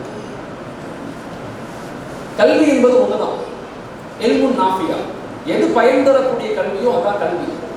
ஆனா மார்க்கம் சொல்லக்கூடிய கல்வி முறைக்கும் உலகத்தினுடைய கல்வி முறைக்கும் உள்ள வித்தியாசம் என்னன்னா, உலகத்தினுடைய கல்வி முறை என்பது உலகத்தை அனுமதிக்கிறதுக்காக படிக்கிறது. மார்க்கத்தினுடைய கல்வி முறை என்பது உலகத்தை பாதுகாக்கிறதுக்காக படிக்கிறது. நாம் படித்தது நமக்கானது மட்டுமல்ல. வகுத்தகை ஃபீமா ஆத்தாக்கல்லா, நமக்கு கிடைத்த அறிவு, நமக்கு கிடைத்த பொருளாதாரம், நமக்கு கிடைத்த அதிகாரம் எல்லாமே நமக்கு மட்டும் உரித்தானதல்ல, எல்லாத்துக்கும் உரித்தானது. நீ தேடிய ஒன்று அல்ல, நான் உனக்கு கொடுத்ததுன்னு அல்லாஹ் சொல்றோம். அதை எப்படி சமூகத்துக்கு சாதகமாக மாற்றணும், அதுல குறிப்பாக பெண் சமூகத்தை எப்படி கட்டமைக்கணும், அதன் மீது கவனமாக இருக்கும் இந்த குழு. 7வது இளைஞர்கள் மேம்பாடு. இளைஞர்கள் மேம்பாட்டின் மீது ரொம்ப கவனம் செலுத்தணும். அதுக்கு என்ன செய்யணும்? மாதாந்திர வகுப்புகள் ஆரம்பிக்க முடியும். நான் சொல்லி முதல்ல உங்களுக்கு ரிப்போர்ட் கொடுக்க, உங்களுக்கு திட்டத்தை கொடுக்க போது நான் கொடுத்து விட்டேன். இளைஞர்களுக்கான மாதாந்திர வகுப்பு 2 மணி நேரம், மாசம் 2 மணி நேரம் இளைஞர்களுக்கு வகுப்புகள் கொடுக்கணும். பேசிக் இஸ்லாமிக் பிரின்சிபல், இஸ்லாமிய மார்க்கம் என்ன சொல்லுது, வேலை வாய்ப்பு, ஒரு இன்டர்வியூ எப்படி அட்டன் பண்ணணும், ஒரு கம்யூனிகேஷன் எப்படி டெவலப் பண்ணிக்கணும், என்னென்ன வாய்ப்புகள் உலகத்தில் இருக்குது அப்படிங்கிற மாதிரி பலதரப்பட்ட துறை சார்ந்த வகுப்புகளை நம்முடைய இளைஞர்களுக்கு சொல்லணும். நம்முடைய இளைஞர்கள் இன்னைக்கு எப்படி ஆயிட்டாங்கன்னா 2 ப்ராப்ளத்தில் இருக்காங்க. ஒன்று எக்ஸ்ட்ரீமிசம், பப்பு, கிளப்பு, என்டர்டைன்மெண்ட், ஜாலினஸ், என்ஜாய்மெண்ட், பைக்கில் ரேஸில் வேகமாக போகிறது, ட்ரக்ஸ் பயன்படுத்துறது, எல்லாம் பாதுகாப்பு. இப்படிப்பட்ட ஒரு பெரும் இளைஞர்கள் மாட்டிக்கிட்டாங்க. இன்னொரு இளைஞர்கள் ஆர்குமெண்ட்ஸ், பிரச்சனை, கேஸு, நாங்கள் அப்படி பண்ணணும் இப்படி பண்ணணும்னு சொல்லி என்ஐஏல அரெஸ்ட் பண்ணி நிறுத்தி வச்சாங்க. இப்போ டெல்டா பகுதியில் மட்டும் கிட்டத்தட்ட நிறைய இளைஞர்கள் இந்த என்ஐஏல அரெஸ்ட் பண்ணியிருக்காங்க. ஏடிஎஸ், ஆன்டி டெரரிஸ்ட் ஸ்குவாட்னு சொல்லுவாங்க, ஏடிஎஸ் சொல்லி நிறைய இளைஞர்கள் மாட்டிக்கிறாங்க. தேவையில்லாத ஃபேஸ்புக்கில் எழுதுறது, தேவையில்லாத கொடிகளை பறக்க வைக்கிறது, தேவையில்லாத மொபைலில் எதையாவது வச்சிடறது. உணர்ச்சி வசப்படக்கூடாது. சமூக கட்டமைப்பை உருவாக்கணும்னா அறிவு வசப்படணும், உணர்ச்சி வசப்படக்கூடாது. உணர்ச்சி வசப்பட்டு பண்ண மாட்டிக்கும், எல்லாத்தையும் மாட்டிக்கும். அப்படி பண்ணக்கூடாது. அறிவு வசப்படும், நிதானத்தை கடைபிடிக்கணும். அல்லாஹ் குர்ஆன் சொல்றான், யா அய்யுஹல்லதீன ஆமனூ இஸ்பிரு வஸாபிரு வராபித்து வத்தகுல்லாஹ லஅல்லகும் துஃப்லிஹூன். ஈமான் கொண்ட மக்களே, நீங்கள் பொறுமையாக இருங்கள், என்ன நடந்தாலும் பொறுமையாக இருங்கள். இஸ்பிரு வஸாபிரு, உங்களுக்குள் சகித்துக் கொள்ளுங்கள். ஆனால் வராபித்து, உங்களை நீங்கள் கல்வியால், பொருளாதாரத்தால், அறிவால், ஆற்றலால் வளர்த்துக் கொள்ளுங்கன்னு சொல்றோம். தயாராக இருக்கணும். வெறுமன உணர்ச்சி வசப்பட்டு பேசி எந்த புண்ணியமும் இல்லை. நாங்கள் யார் தெரியுமா, மதுர் ஃபேமிலி இப்படிலாம் பேசினா ஒரு புண்ணியம் அனுபவிக்கிறோம். நாம் வேலை வாய்ப்புல, அதிகாரத்துல, கல்வியில மிகப்பெரிய வேலை வாய்ப்புகளை நம்ம உருவாக்குவதை கொண்டு சமூகத்தை கட்டமைக்க முடியும். அது ரொம்ப ரொம்ப தேவை. இளைஞர்கள் உணர்ச்சி வசப்படாதீங்க, அறிவு வசப்படுங்க. உணர்ச்சி வச யார் அல்லாட்ட உணர்ச்சி வசப்படணும். அல்லாட்ட உணர்ச்சி வசப்படணும். மனிதர்கள்ட்ட அறிவு வசம், நாலேஜபிள் கம்யூனிட்டியா மாறணும். அதை கொண்டுதான் நம்முடைய உரிமைகளை, சுதந்திரங்களை அடைய முடியும். வரலாறுகளை படிக்கணும். இளைஞர்களுக்கு வரலாறுகளை சொல்லிக் கொடுக்கணும். வரலாறுகளை அறிந்தவர்கள் மட்டும்தான் வரலாறுகளை உண்டாக்க முடியும், இருக்கிற வரலாறை பாதுகாக்கவும் முடியும். வரலாறு தெரியாத சமூகத்தினால் வரலாறை உண்டாக்கவும் முடியாது, இருக்கிற வரலாறை பாதுகாக்கவும் முடியாது. அதனால இளைஞர்கள் மீது ரொம்ப கவனம் செலுத்துங்க. அடுத்த ப்ரோக்ராம், இந்த ப்ரோக்ராம் மாஷா அல்லாஹ் முக்கியமான ப்ரோக்ராம் நடத்திட்டீங்க. நம்ம என்ன செய்ய போறோம், பெண்களுக்கு சொல்லிட்டோம், ஆண்களுக்கு சொல்றோம். அடுத்த கட்ட நாச்சியார் கோவில் மேம்பாட்டு குழுவுடைய திட்டம் என்னன்னா, இளைஞர்கள் வேலை வாய்ப்பு முகாம நடத்த முடியும். இன்ஷா அல்லாஹ் ஒரு டேட்டை ஃபிக்ஸ் பண்ணி இளைஞர்கள் எல்லாம் நாங்கள் ஒரு 150 கம்பெனி டைப் பண்ணிருக்கோம். கடந்த 6 மாசத்துல 500 பேருக்கு எம்ப்ளாய்மெண்ட் கொடுத்தோம். நேற்று கூட ஒரு 5 பேருக்கு எம்ப்ளாய்மெண்ட் கொடுத்தோம். பயிற்சி கொடுத்து, நல்ல பயிற்சி கொடுத்து துறை சார்ந்து அவங்களை அனுப்புறோம். வெளிநாடுகளுக்கு அனுப்புறது, இல்லை லோக்கல் கம்பெனிஸை டைப் பண்றது, அவங்களுடைய அறிவை சமூகத்துக்கு பயன்படுத்தணும். சும்மாவே ஊர்ல இருந்தானா அவன் தான் நிறைய தப்பு செய்யலாம், சும்மா இருக்கிறவன் தான் நிறைய பிரச்சனைகளை மாட்டிக்கிறான். கடந்த 1 வருஷத்துல மட்டும் 100க்கும் மேற்பட்ட இளைஞர்கள், இஸ்லாமிய இளைஞர்கள் பைக் ரேஸ்ல போய் இறந்து போயிடலாம். சமீபத்தில் ஒரு இஸ்லாமிய ஊர் நான் கேள்விப்பட்டு ரொம்ப வருத்தப்பட்டேன். லீவுக்கு வந்தவன் 3 பேர் சேர்ந்து ஒரு பைக் எடுத்துக்கிட்டு வேகமா ரேஸுக்கு போய் ஒரு லாரியில போய் 3 பேர் தலையும் அவுட்டு. புத்திர சோகம் இருக்குது, உச்சகட்டமான சோகம். தாய் தகப்பன் இருந்து தான் பெத்தெடுத்த பிள்ளை இறந்து போச்சுன்னா அதை விட தாங்க முடியாத கை சேதம் எதுவுமே கிடையாது. அதே மாதிரி ட்ரக்ஸ், இதெல்லாம் பத்தி விழிப்புணர்வு கொடுக்கணும். மாற்றம் உடனே நிகழ்ந்துடாது, கொஞ்சம் கொஞ்சமா அதற்கான முயற்சிகள் என்ன, அந்த இளைஞர்களை எப்படி மேம்படுத்தணும் அப்படிங்கிறத ரொம்ப ஆழமா யோசிச்சு நம்ம செயல்படணும். அப்ப இளைஞர்கள் மேம்பாடு மிக முக்கியமானது. அதுக்கு என்ன செய்யணும்? அடுத்த நம்முடைய ப்ரோக்ராம், நாச்சியார் கோவிலுடைய ப்ரோக்ராம் என்ன, இளைஞர்கள் மேம்பாட்டு வேலை வாய்ப்பு கருத்தரங்கம். கருத்தரங்கம் மட்டும் இல்லை, சும்மா பேசிட்டு போறதில்லை. எத்தனை கம்பெனிஸ், என்னென்ன துறைகள் இருக்குது, எல்லாத்தையும் கூப்பிட்டு அந்த மாணவர்களை இன்டர்வியூ பண்ணி செலக்ட் பண்ணி நீங்க என்ன துறைக்கு தகுதி, அந்த துறைக்கு நீங்க போறீங்களா, எப்போ வர்றீங்க அப்படிங்கிறத கேட்டு உங்களுக்கு பயிற்சிகள் கொடுக்கப்படும். 8வது பொருளாதார வளர்ச்சி மிக முக்கியமானது. உமர் ரலியல்லாஹு சொல்றாங்க, ஷரியத்துக்கு நீங்க எவ்வளவு முக்கியத்துவம் கொடுக்குறீங்களோ அதே அளவுக்கு பொருளாதார கட்டமைப்பு முக்கியத்துவம் கொடுங்க. பொருளாதாரத்தில் நசுக்கப்பட்ட சமூகம் சீக்கிரமே காண போயிடும். சுதந்திரம் வாங்கும் போது முஸ்லிம்களுடைய கான்ட்ரிபியூஷன் இன் ஜிடிபி 28%. ஆனா இன்னைக்கு இந்தியாவில் 25 கோடி முஸ்லீம்கள் இருக்கிறோம். ஆனா இந்திய வளர்ச்சியில முஸ்லீம்களுடைய பங்களிப்பு வெறுமன 3%. நான் இந்தியாவை கவனிச்சு சொல்றேன். ஆனா மார்வாடிஸ், ஜெயின்ஸ் இவங்கெல்லாம் 1% தான் இருக்கிறாங்க இந்தியாவிலேயே. ஆனா அவங்களுடைய பங்களிப்பு 24%. எப்படி இவங்க எவ்வளவு பெரிய வளர்ச்சி அடைஞ்சாங்க? நாம ஏன் அந்த வளர்ச்சியை நோக்கி நகர்த்த முடியல? நாடார் சமூகம் எப்படி இவ்வளவு பெரிய கட்டமைப்பை உருவாக்குனாங்க? நாம ஏன் நம்முடைய சமூகத்தை இப்படி கட்டமைச்சு உருவாக்கல அப்படின்னு யோசிச்சு நம்ம ஊர்ல இருக்கக்கூடிய எல்லா பிசினஸ் மேன், கல்வியாளர்கள், வெளிநாடுகள் இருக்கக்கூடியவங்க இவங்களை ஒருங்கிணைக்கணும். அடுத்த மாசம் கும்பகோணத்துல செகண்ட் ஜெனரேஷன் பிசினஸ் மீட்டிங் நடத்த சொல்லியிருக்கிறேன். Second generation business meeting Kumbakonam, Thanjavur இந்த பகுதிகளில் இருக்கக்கூடிய 2வது தலைமுறை பிசினஸ் செய்யக்கூடிய இளைஞர்களை எல்லாத்தையும் அழைப்பு கொடுத்து நீங்க என்னென்ன பிசினஸ் பண்றீங்க, நமக்குள்ள ஒரு இணைப்பு பாலத்தை எப்படி உருவாக்கலாம், நாம எப்படி ஒரு வலுவையான கம்யூனிட்டியாக மாறலாம், எப்படி பிசினஸை டெவலப் பண்ணலாம், மார்க்கெட்டிங்னா என்ன, கம்யூனிகேஷன்னா என்ன, கஸ்டமர் கேர்னா என்னென்ன துறைகள், என்னென்ன வாய்ப்புகள் இருக்குது. தமிழ்நாடு முழுக்க நாங்கள் 34 டிஸ்ட்ரிக்ட்ல அதை ஒன்றிணைச்சிருக்கோம். 38,000 பிசினஸ் மேன்ல ஒன்றிணைச்சிருக்கிறோம். இப்போ அவங்களிருந்து சிறந்த நல்ல அறிஞர்களை, நல்ல பேசக்கூடியவர்களை கூட்டிட்டு வந்து அந்த இளம் தலைமுறைக்கு சொல்லிக் கொடுக்கணும். நாடார் சமூகம் இப்படி தான் உருவானுச்சு. 2ஆம் உலகப் போருக்கு பின்னாடி 1939 44 வரைக்கும் 2ஆம் உலகப் போர் வந்துருச்சு. இந்த 2ஆம் உலகப் போர்ல 3 நாடுகள் வீழ்ந்து போச்சு. ஒன்று ஜெர்மனி, இன்னொன்று சைனா, இன்னொன்று ஜப்பான். ஜெர்மனி தோத்து போனுச்சு, எல்லாத்தையும் குடிக்கிட்டா. சைனா அபின் யுத்தம், பிரிட்டிஷ் சுதந்திரம் கொடுக்கறதுக்கு முன்பதாக சைனாவுடைய எல்லா மக்களுக்கும் போதை வஸ்துக்களை பயன்படுத்தி அவனை பலகீனமாக்கினான். ஜப்பான் ஹிரோஷிமா நாகசாயை குண்டு போட்டு இந்த நாட்டை அடிச்சுட்டான். ஆனா இன்னைக்கு உலகத்திலேயே வளர்ந்த நாடுகளாக இந்த 3 நாடுகளும் இருக்கு, ஜெர்மனி, ஜப்பான், சைனா. 1972 வரைக்கும் நம்மளும் ஜெர்மனியும், நம்மளும் சைனாவும், நம்மளும் ஜப்பானும் ஒரே மாதிரி தான் இருந்தோம், இந்தியா எல்லாமே. ஆனா இன்னைக்கு நம்மளை விட 40 மடங்கு வளர்ந்துட்டாங்க. காரணம் என்ன? பயிற்சிகளும் திட்டங்களும். அடுத்த தலைமுறையை சரியான முறையில் பயிற்சி கொடுத்து அவங்க உருவாக்குனாங்க. இன்னைக்கு வளர்ந்த நாடாக விட்டாங்க. நீங்க டேட்டா, நான் பேசுறது அப்படியே நம்பாதீங்க, டேட்டா பேஸ் எடுத்து பாருங்க. 1972, 73 இந்தியா போல தான் ஜிடிபி இருந்துச்சு சைனாவில். பெர் கேபிட்டா இன்கம், தனி மனித வருமானம் மிக குறைவு, இந்தியாவோட குறைவு. உள்நாட்டு உற்பத்தி இந்தியாவோட குறைவு. வறுமை கோட்டுக்கு கீழே இருக்கிறவங்க அது ரொம்ப குறைவு. எல்லாம் குறைவா இருப்பாங்க. ஆனா இன்னைக்கு எல்லாம் வளர்ந்துட்டாங்க. காரணம் என்ன? பயிற்சி முறைகள்.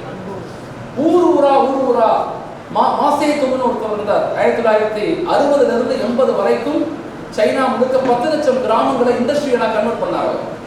ஊர் ஊரா போனார், கிராமம் கிராமமா போனார், மக்களை ஒன்று சேர்த்தார், மக்கள்கிட்ட பேசினார். அவர்கிட்ட கேட்கப்பட்டது எங்கிருந்து கட்டமைக்கப்பட்டது? நான் இஸ்லாமிய மறுமலர்ச்சி வரலாறை படிச்சிருக்கிறேன்னு சொல்றாரு. ஸல்லல்லாஹு அலைஹி வஸல்லம் வெறுமனே 23 ஆண்டுகள்ல 1318 ஆண்டுகள் இந்த உலகத்தை நிர்வகிக்கக்கூடிய சமூகத்தை எப்படி உருவாக்குனாங்க? ஒரு வலிமையான சமூக கட்டமைப்பு எப்படி உருவாக்கப்பட்டுச்சு? பொருளாதாரத்தில் நம்ம எப்படி ஸ்ட்ராங்கா இருக்கணும், அதை எப்படி மேம்படுத்தணும், அதுக்கு வழிமுறைகள் என்ன? இன்ஷா அல்லாஹ் கூடிய சீக்கிரம் கும்பகோணத்துல அயலக திறன் மேம்பாட்டு பயிற்சி மையம், வெளிநாடுகளுக்கு யாரெல்லாம் போறாங்களோ அவங்களுக்கு பயிற்சி அளிக்கக்கூடிய பயிற்சி மையத்தை உருவாக்கணும். இந்த டெல்டால யாரெல்லாம் போறீங்களோ அவங்கள கூப்பிட்டு அவங்கள என்ன செய்யணும், பயிற்சி கொடுக்கணும். கேரளீஸ் ரொம்ப அழகா பண்றாங்க. கேரளி மக்கள் ரொம்ப அற்புதமா பண்றாங்க. ஒரு சாதாரண டீபாயா போவார், 6 மாசத்துல அட்மினா மாறுவார். 10 பேரை கொண்டு போய் பெரும் பெரும் நிறுவனத்தில் நினைச்சு விடுவார். ஆனால் மக்கள் அப்படி இல்லை, டீபாயா போய் டீபாயா மூத்தா போயிடுவாங்க. வரும்போதும் அடுத்த ஒரு டீபாயை உருவாக்க மாட்டாங்க. அப்ப அங்க என்ன செய்யறாங்க, சிஜின்னு ஒரு அமைப்பு நான் பார்த்துட்டு இருந்தேன் மலப்புரத்துல, கோழிக்கோட்டுல. அவங்க பயிற்சி கொடுக்குறாங்க. ஒரு டீ எப்படி போடணும், ஒரு அரட்டை எப்படி பேசணும், அங்க உள்ள டெக்னாலஜி என்னெல்லாம் இருக்கு கத்துக்கிறாங்க. கத்துக்கிட்டு வந்து நம்ம மக்களுக்கு சொல்லி இங்க இருந்து கூட்டிட்டு போறோம். அதனாலதான் கேரளீஸ் வந்து வெரி ஸ்ட்ராங் மாடல்ல இருப்பாங்க எல்லா நாடுகள்லையுமே. நம்ம கேரளாவுக்கு அடுத்து அதிகமான முஸ்லிம்கள் வெளிநாடுகள் இருக்கிறது தமிழர்கள் தான். அதிலே குறிப்பாக டெல்டா மாவட்டங்கள், அந்த பகுதி ராமநாதபுரம், இந்த 2 மாவட்டங்களுடைய வளர்ச்சி மிக முக்கியமானது. சரியா நம்ம திட்டமிட வேண்டிய பொறுப்பு நமக்கு இருக்கு. ஏதோ நடக்குது, ஏதோ செய்யறாங்க அப்படின்னு விடக்கூடாது. ஒரு இன்டகிரேஷனை பண்ணி ஒரு இலக்கை நோக்கி நம்ம நகரணும். வெற்றியோ தோல்வியோ, ஜெயிக்கிறோமோ தோக்குறோமோ, பெரிய சக்சஸோ தோல்வியோ, அதை பத்தி கவலைப்படக்கூடாது. அல்லாஹ் குர்ஆன்ல மிக அற்புதமா சொல்லுவான், வைன்னமா அலைக்கல் பலா வாழைகள் சார். உன் வேலை முயற்சி செய்யறது, உன் வேலை எத்தி வைக்கிறது. ஏன் வேலை, அது யார் வரணும் யார் வரக்கூடாதுங்கிறது ஏன் வேலை. நம்மளால் ஆன முயற்சிகள் நம்ம செஞ்சிட்டோம்னா, நம்மளால செய்ய முடியாத முயற்சிகள் அதெல்லாம் செஞ்சு கொடுத்துருவோம். இது பெரிய ரகசியம்.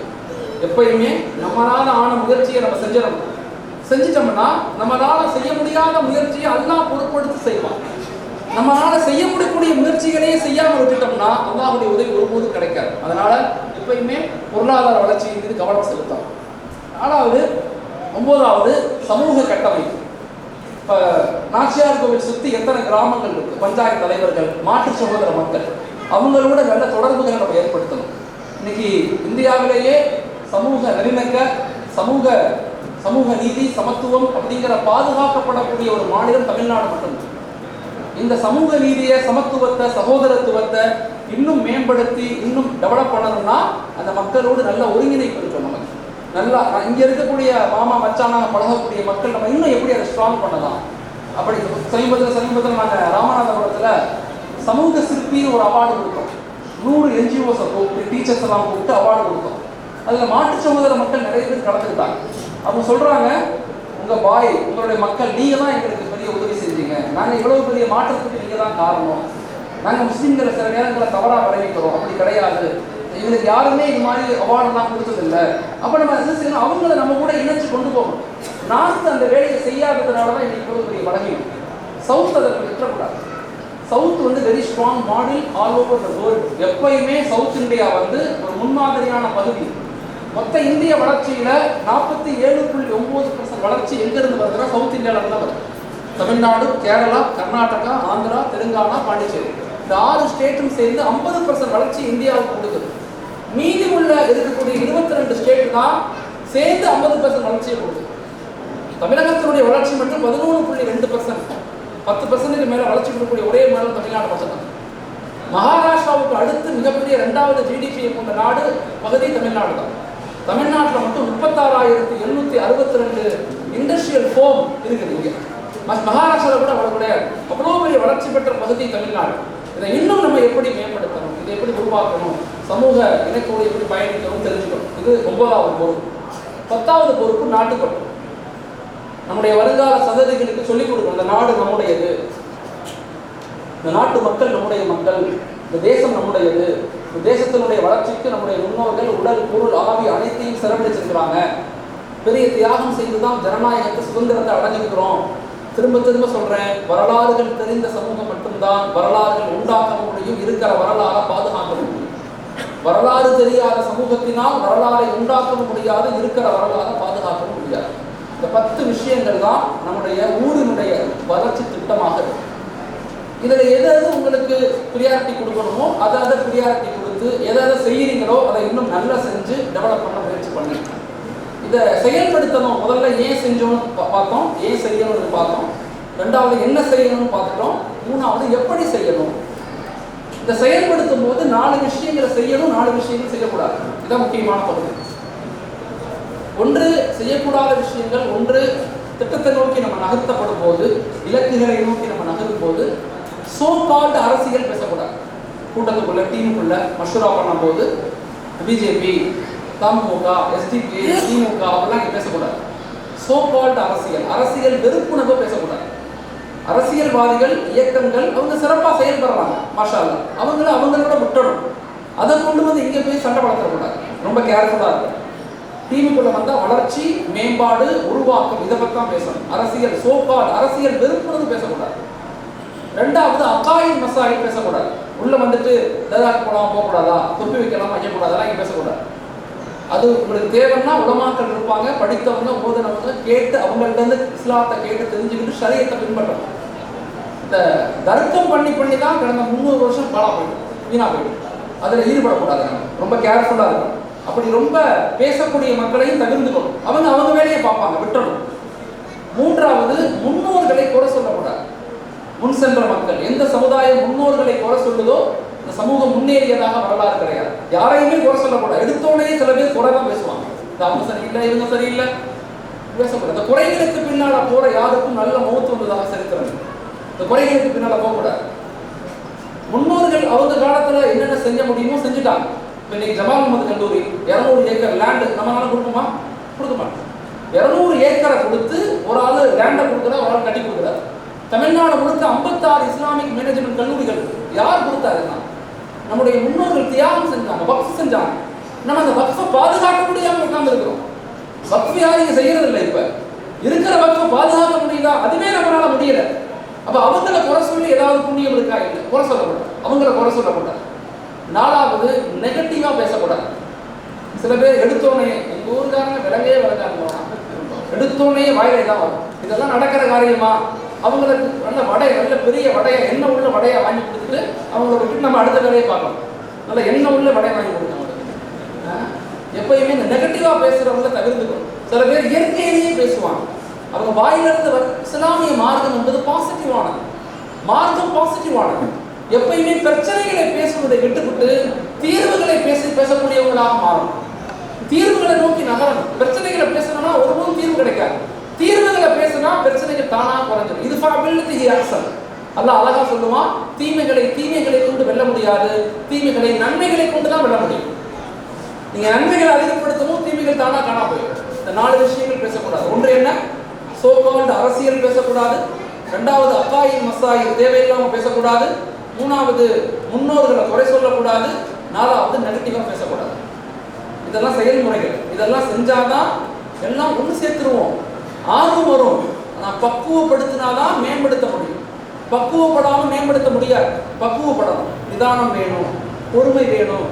சோசியல் ஆக்டிவிட்டிஸ் பண்ணும்போது வெறுமன பூமாலை மட்டும் விழுகாது, செருப்படியும் சேர்த்து விடும். அதையும் வாங்கிக்கணும். வாங்கிக்கிட்டு தான் சமூகத்தை கட்டமைக்க முடியும். இல்லைன்னா கட்டமைக்க முடியாது. இப்போ 4 விஷயங்கள் செய்யக்கூடாது, 4 விஷயங்கள் செய்யணும். ஒன்று என்ன? மக்கள்கிட்ட அன்பாக பேசணும், அதிகாரமாக பேசக்கூடாது. அரவணைச்சு அன்பாக பேசணும்.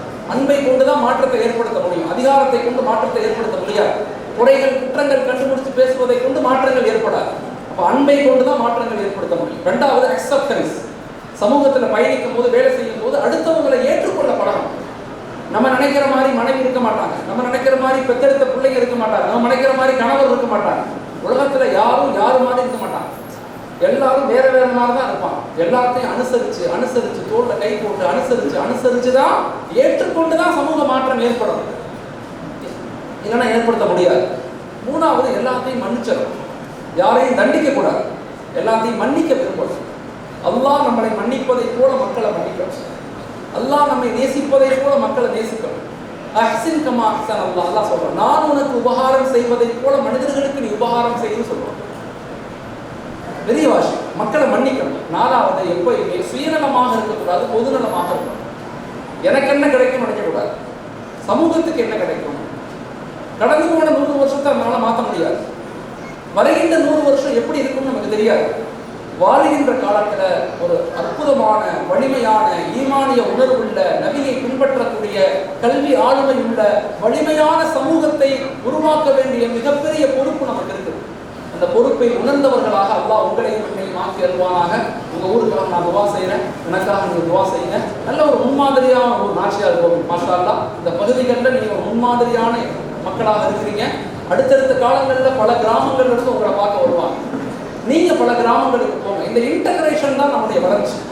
இதை தப்பு செய்கிறவங்க திட்டமிட்டு தப்பு செய்கிறாங்க, தப்பு செய்கிறவங்க தொடர்ந்து தப்பு செய்கிறாங்க, தப்பு செய்கிறவங்க பிளான் பண்ணி தப்பு செய்கிறாங்க.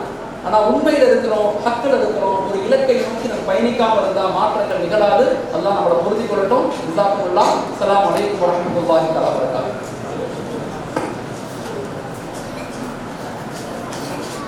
அல்ஹம்துலில்லாஹ். மௌலானா சிறப்பான ஒரு உரையை நமது ஊர் மக்களுக்கு என்னென்ன செய்யணும் அப்படிங்கிறத சொல்லியிருக்காங்க. மேலோட்டமாக ஃபிசிக்கலி, மென்டலி, மன ரீதியாக, உடல் ரீதியாக, சமூக ரீதியாக உங்களுடைய கட்டமைப்பு எப்படி இருக்கணும், ஆரோக்கியம் சார்ந்த உங்களுடைய கட்டமைப்பு எப்படி இருக்கணும், தொழில் ரீதியான கட்டமைப்பு, குடும்ப ரீதியான கட்டமைப்பு, இளைஞர்களுடைய கட்டமைப்பு, நாட்டுப்பற்று, வரலாறுகள் எந்த அளவுக்கு முக்கியம் போன்ற எண்ணற்ற விஷயங்களை ஒரு 10 அஜெண்டாவில் நம்ம ஊரில் நிறைய செயல்பட்டு இருக்கோம். அதை தாண்டி ப்ரியாரிட்டி கொடுத்து அடுத்தடுத்த இலக்குகளை சொல்லியிருக்காங்க. இன்ஷா அல்லாஹ் ஊரினுடைய ஒத்துழைப்போட இந்த நிகழ்வுகளை எல்லாரும் ஒன்றிணைந்து வரக்கூடிய தலைமுறைகளை அடுத்த ஒரு 10 வருஷமோ இல்லை 15 வருஷமோ இதுக்கான ஆரம்பமா அரசு துறை சார்ந்த, நிதித்துறை சார்ந்த, மீடியாக்கள் மற்றும் அவங்க சொன்ன மாதிரி அந்த 4 துறைகள் மற்றும் பெண்களுக்கான அந்த 4 படிப்புகள் சார்ந்து எல்லாரும் படித்து அந்தந்த துறைகளில் இன்ஷா அல்லாஹ் நம்மளுடைய ஊரை ஒரு முன்மாதிரியாக இன்ஷா அல்லாஹ் கொண்டு வரதுக்கு எல்லாரும் துவா செய்தவனாக. இறுதியாக நன்றி உரையை மஹல்லா மேம்பாட்டு குழுவை சார்ந்த சகோதரர் ஹபீப் அவர்கள் வழங்குவார். அல்லாஹ் ஒருவனுக்கு புகழ் அனைத்தும் உண்டாகட்டும்.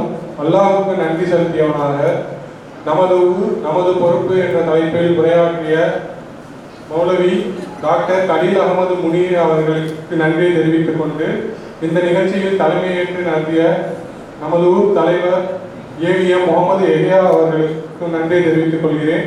இந்த நிகழ்ச்சியை தொகுத்து வழங்கிய சகோதரர் முகமது இர்ஷாத் அவர்களுக்கும் நன்றியை தெரிவித்துக் கொள்கிறேன். பின்பு இந்த நிகழ்ச்சியை கிராத் ஓதி துவங்கி வைத்த மௌலவி ஷேக் மைதீன் ஹஜ்ரத் அவர்களுக்கும் வரவேற்புரையாற்றிய ஜனாப் முகமது சுல்தான் பொருளாளர் நாச்சார் கோவில் ஜாமியா மஸ்ஜித் அவர்களுக்கும், பின்பு இந்த நிகழ்ச்சியை துவக்க உரையாற்றி துவங்கி வைத்த மௌலவி ஹாஃபிஸ் முகமது சலீம் ரியாஜி அவர்களுக்கும் நன்றியை தெரிவித்துக் கொண்டு பிறகு இந்த நிகழ்ச்சி நடைபெறுவதற்கு ஸ்பான்சர் செய்த நமது ஊர் ஜமாத்தை சேர்ந்த மக்களுக்கும், பின்பு இந்த வேலையில் தங்களுடைய வேலைகளை எல்லாத்தையும் விட்டுவிட்டு நம்ம ஊர் முன்னேற்றத்துக்காக இங்கு வந்த நாச்சார் கோவில் ஜமாதார்கள், பெரியவர்கள், ஆண்கள், பெண்கள் உங்கள் அனைவர்களுக்கும் நன்றியை தெரிவித்துக் கொண்டவனாக, மேலும் இந்த நிகழ்ச்சி நடத்துவதற்கு அறிவுரை வழங்கிய அன்போர் நிர்வாகிகள் மற்றும் டெல்டா கைடன்ஸ் சென்டர் நிர்வாகிகள் அனைவர்களுக்கும் நன்றியை தெரிவித்துக் கொண்டு எனது நன்றி உரையை நிறைவு செய்கிறேன். அஸ்ஸலாமு அலைக்கும்.